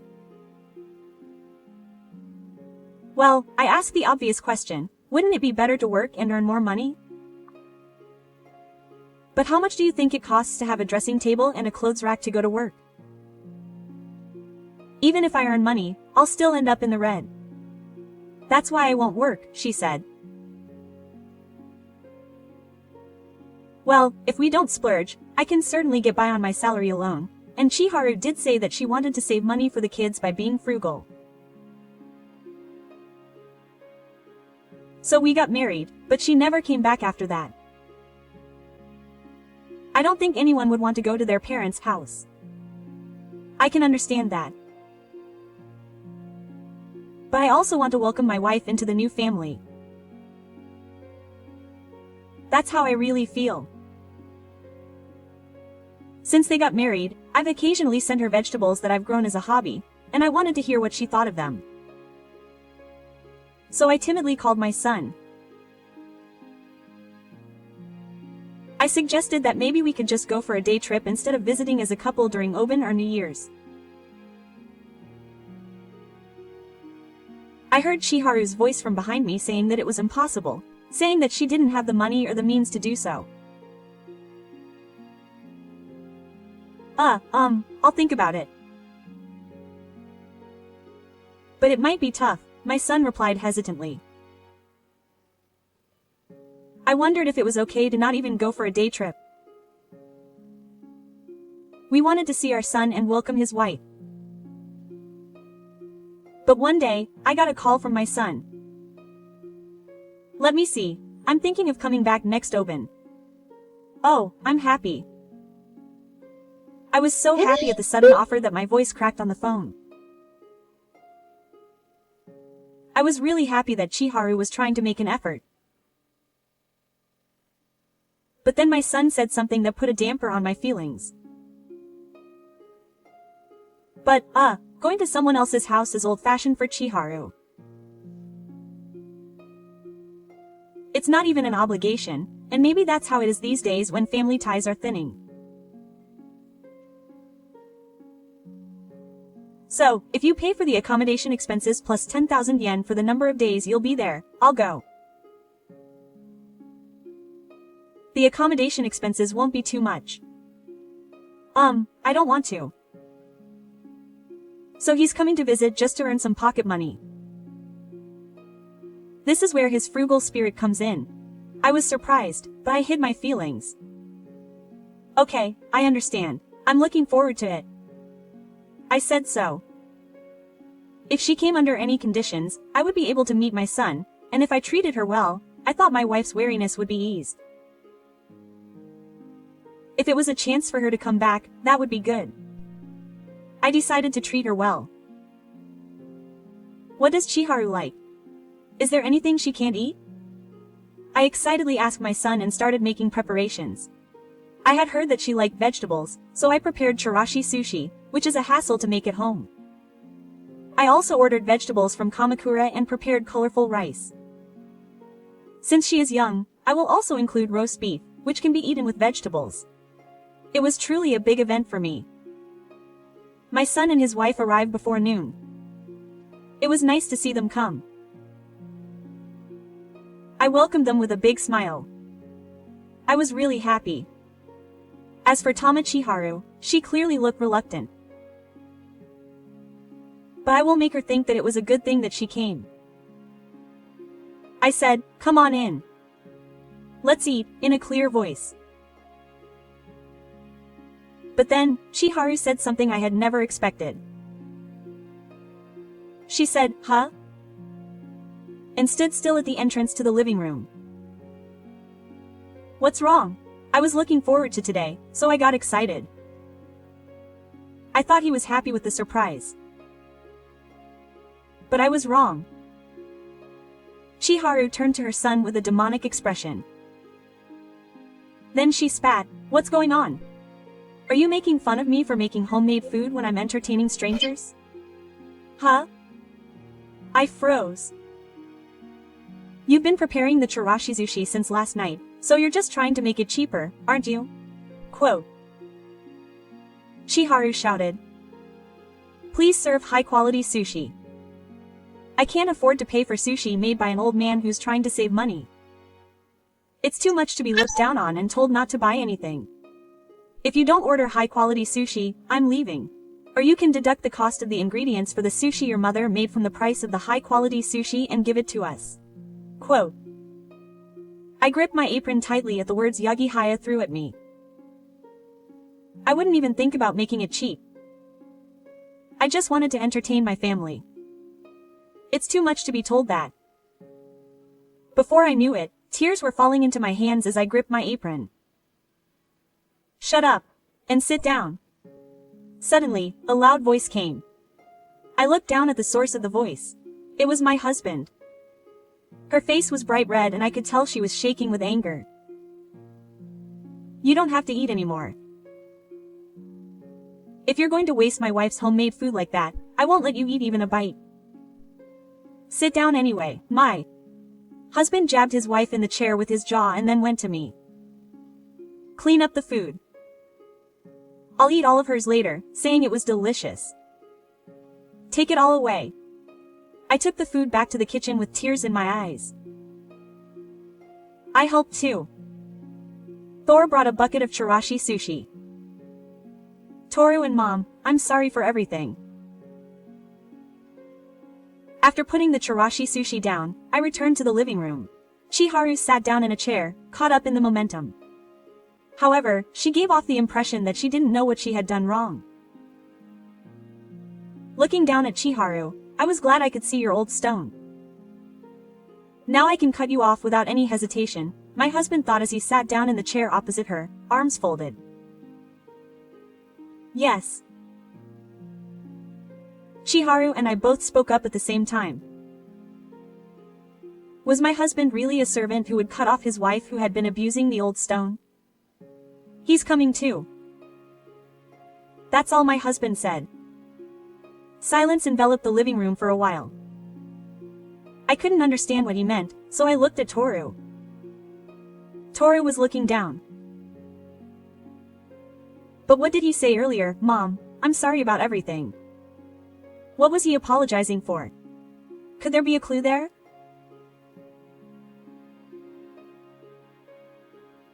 I couldn't stand the silence anymore, and just as I called out to Toru, trying to at least ask him a question and understand the current situation, the doorbell rang. There he is. My husband stood up. And hello. A man about my husband's age entered. This guy was my battery mate on the baseball team in high school. I was the pitcher. He was the catcher. Huh? Chiharu and I said the same thing again. I wonder why my battery mate from high school is here now. I'll take my seat for a moment. My husband's former partner sat down in the seat next to my husband without permission. I had no choice but to bring a chair from the kitchen and sit there. Well, it's just one of the batteries, but my husband's former partner opened his mouth and took out some documents from his bag. I'm here today for another day job. Hello. I'm a lawyer. Inoue. Huh, lawyer. Chiharu and I exclaimed in surprise again. We came here today at the request of our former partner, and Inoue spoke up. We've received your son's request for a divorce. Huh, Chiharu's voice and mine overlap again. Is that so? I was only consulting with your father. Sorry. Toru was going to tell you too, but I stopped him. I was looking forward to the day when you would welcome your wife as family, so I was a little hesitant to see it with my own eyes, but after seeing Tenmatsu today, I've decided that it's not a divorce. Wait a minute. Chiharu interrupted in a loud voice. A divorce just because Taka didn't bring her over until now. I don't get it. A divorce just because she refused to make homemade meals. I don't get it. There are so many things I don't get. Rather, if you get divorced for something that doesn't make sense, I'd call a lawyer and demand compensation. Chiharu slammed the table, causing the glass of barley tea filled with ice to rattle. Don't you understand yet? Refusing homemade food and turning down expensive sushi. Everything is concentrated here. Her husband shouted back and slammed the table back. The cleaning to welcome her. The effort of cooking. There's a lot of emotion in that. People who usually do those things would never say something like, I'm being stingy and making something homemade for you, even if it costs 10,000 yen. People who think of everything in terms of money probably don't have unconditional love. Chiharu spoke up. That's what I mean. Toru followed suit and spoke. I couldn't keep up with Shuharu's concept of saving money. First of all, I don't clean. Even if I told him, he'd say it's a waste of potential and say he'd consider cleaning if I earned more money. The first thing I did with the vegetables my mother sent me was save money on food. There was no gratitude or anything. On days when my mother didn't have any vegetables, the vegetables would go bad, so I made sure to eat a balanced diet every day. No matter how you look at it, that's ridiculous. Because I'm saving money. Chiharu started to say that, but I cut her off. What are the benefits of marrying you? What should I be grateful for? That's why I'm saving money. Chiharu started to get angry. I wonder what kind of world would accept a divorce based on saving money. That's too much. Even if it's just for gas, I'm saving money by even bringing in a lawyer, so divorce is beyond meaningless. Chiharu raised the curtain and that was the end. I won't break up with you for this, so please leave. She glared at Inoue. Then Inoue tapped the documents on his desk with his index finger. That's not enough, so that's why I came here. Why, you heard it now. Toru said that you can get a divorce. Chiharu changed direction and snapped at Inoue. However, Inoue-san raised both hands and made a sighing gesture, while paying an unnatural amount to a certain store. He laughed slightly at the online housework universe. Chiharu-san rolled her eyes. What, an online casino? I was also left speechless. Toru saw this and began to explain.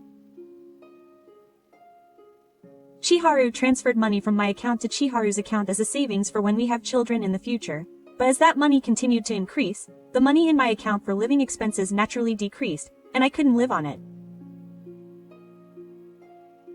I was being stingy with my finances, but I was told to pay the regulatory fees, and I was at my wit's end, so I consulted my father. Then he introduced me to Inoue-san, who looked into various things and introduced me to a lawyer. He checked various things, such as my bank accounts, before the divorce. And my credit card history. Inoue-san took over the last part of Toru's explanation and sighed, saying, "Oh, well. Crazy saving is one thing, but financial ruin at online casinos is a surefire way to get a divorce. In this case, I don't think the wife would get any other conclusion than that she is 100% at fault even if she went to consult another lawyer, but Chiharu screamed at that. It's a parenting course. Of course I want to increase it. It's only my first year, but I'm going to hit the jackpot sometime, so I was going to double it and put it back into Thor's account. We're still in the middle. What are you talking about? Will there ever be a jackpot? In fact, all we've done in that year is increase our debts and not increase our savings at all. The husband shouted. The wife let out a strange voice.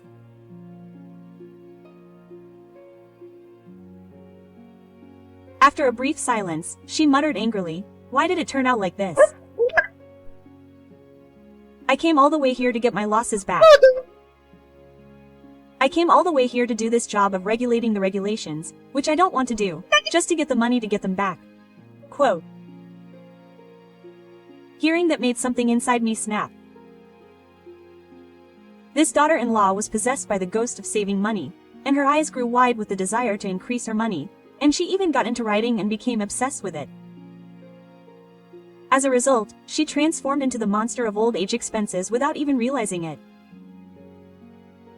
I absolutely must not involve my family any further. I should be the one to finish her off.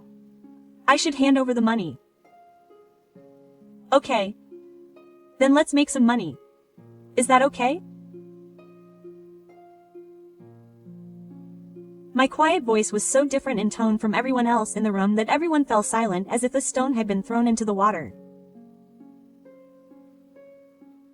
In the midst of all this, I looked straight at Chiharu and spoke. Then, will you pay for all the vegetables I sent you, the fertilizer I put on the vegetables? And since I water them and grow them, will you also pay for the water supply? To begin with, today's meal expenses are a bit much, and of course, I'd like you to pay for the high heat bills we'll be using today as well. People say that if they're going to pay for it, they'll do it, but I think that doing something for free and out of kindness shows a person's kindness and generosity. That's why I chose to make chirashi sushi, which is more time-consuming than a regular meal. I showed Chiharu the invoice for the shipping and purchase of Kamakura vegetables, as well as the receipts for the roast beef and local beer. Chiharu was shocked and hung her head when she saw the amount of money she had spent on the expensive sushi. Even the Dream Jumbo, run by the famous Lottery Foundation, is designed so that 60% of people lose money.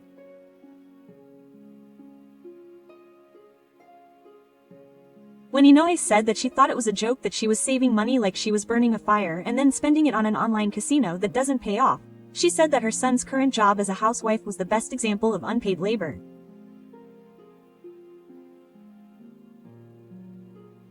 She said, I'll fire you. Go wherever you want.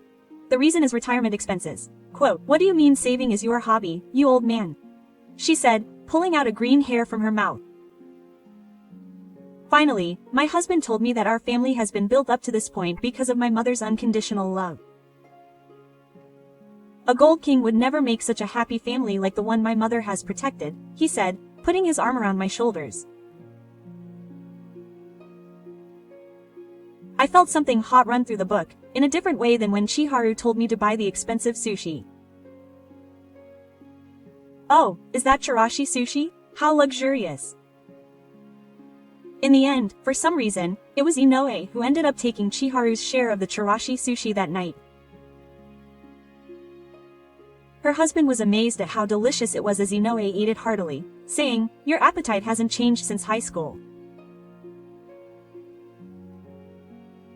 But it was fun working together with you since high school, Inoue said with a laugh as he threw out the chirashi sushi. In the end, their son and Chiharu got divorced. Online casinos are just not acceptable. He told Chiharu 100% that he would get divorced, and she ended up shouldering the online casino debt. Well, it was only natural. However, he couldn't let go of his desire to use his capital to make a fortune, and as a result, he ended up filing for bankruptcy. Meanwhile, his son remarried a few years later. His wife was surprisingly the manager of his high school baseball team. They apparently met at a party. Oh, that's a wonderful tomato. So shiny. When I brought him some vegetables, he said happily, they look just like your cheeks. I tell my new bride that I will give her a tomato. Then she says, you might have a baby with cheeks like this next summer, and her red cheeks turn even redder as she bites into the tomato. What a surprise. That's right. What an unexpected comment from the emperor. I say, well, then I'll remember more tomatoes. Eat lots of them so they can reach the baby in your belly, and I rush back home, overjoyed. That's when I notice. There's a small glove sitting by the entrance. It would be too embarrassing, considering they probably don't even know the gender yet. But I still think about it. The parent-child battery looks fun. I remember playing catch with my father when Saul was little, and my eyes well up with tears again.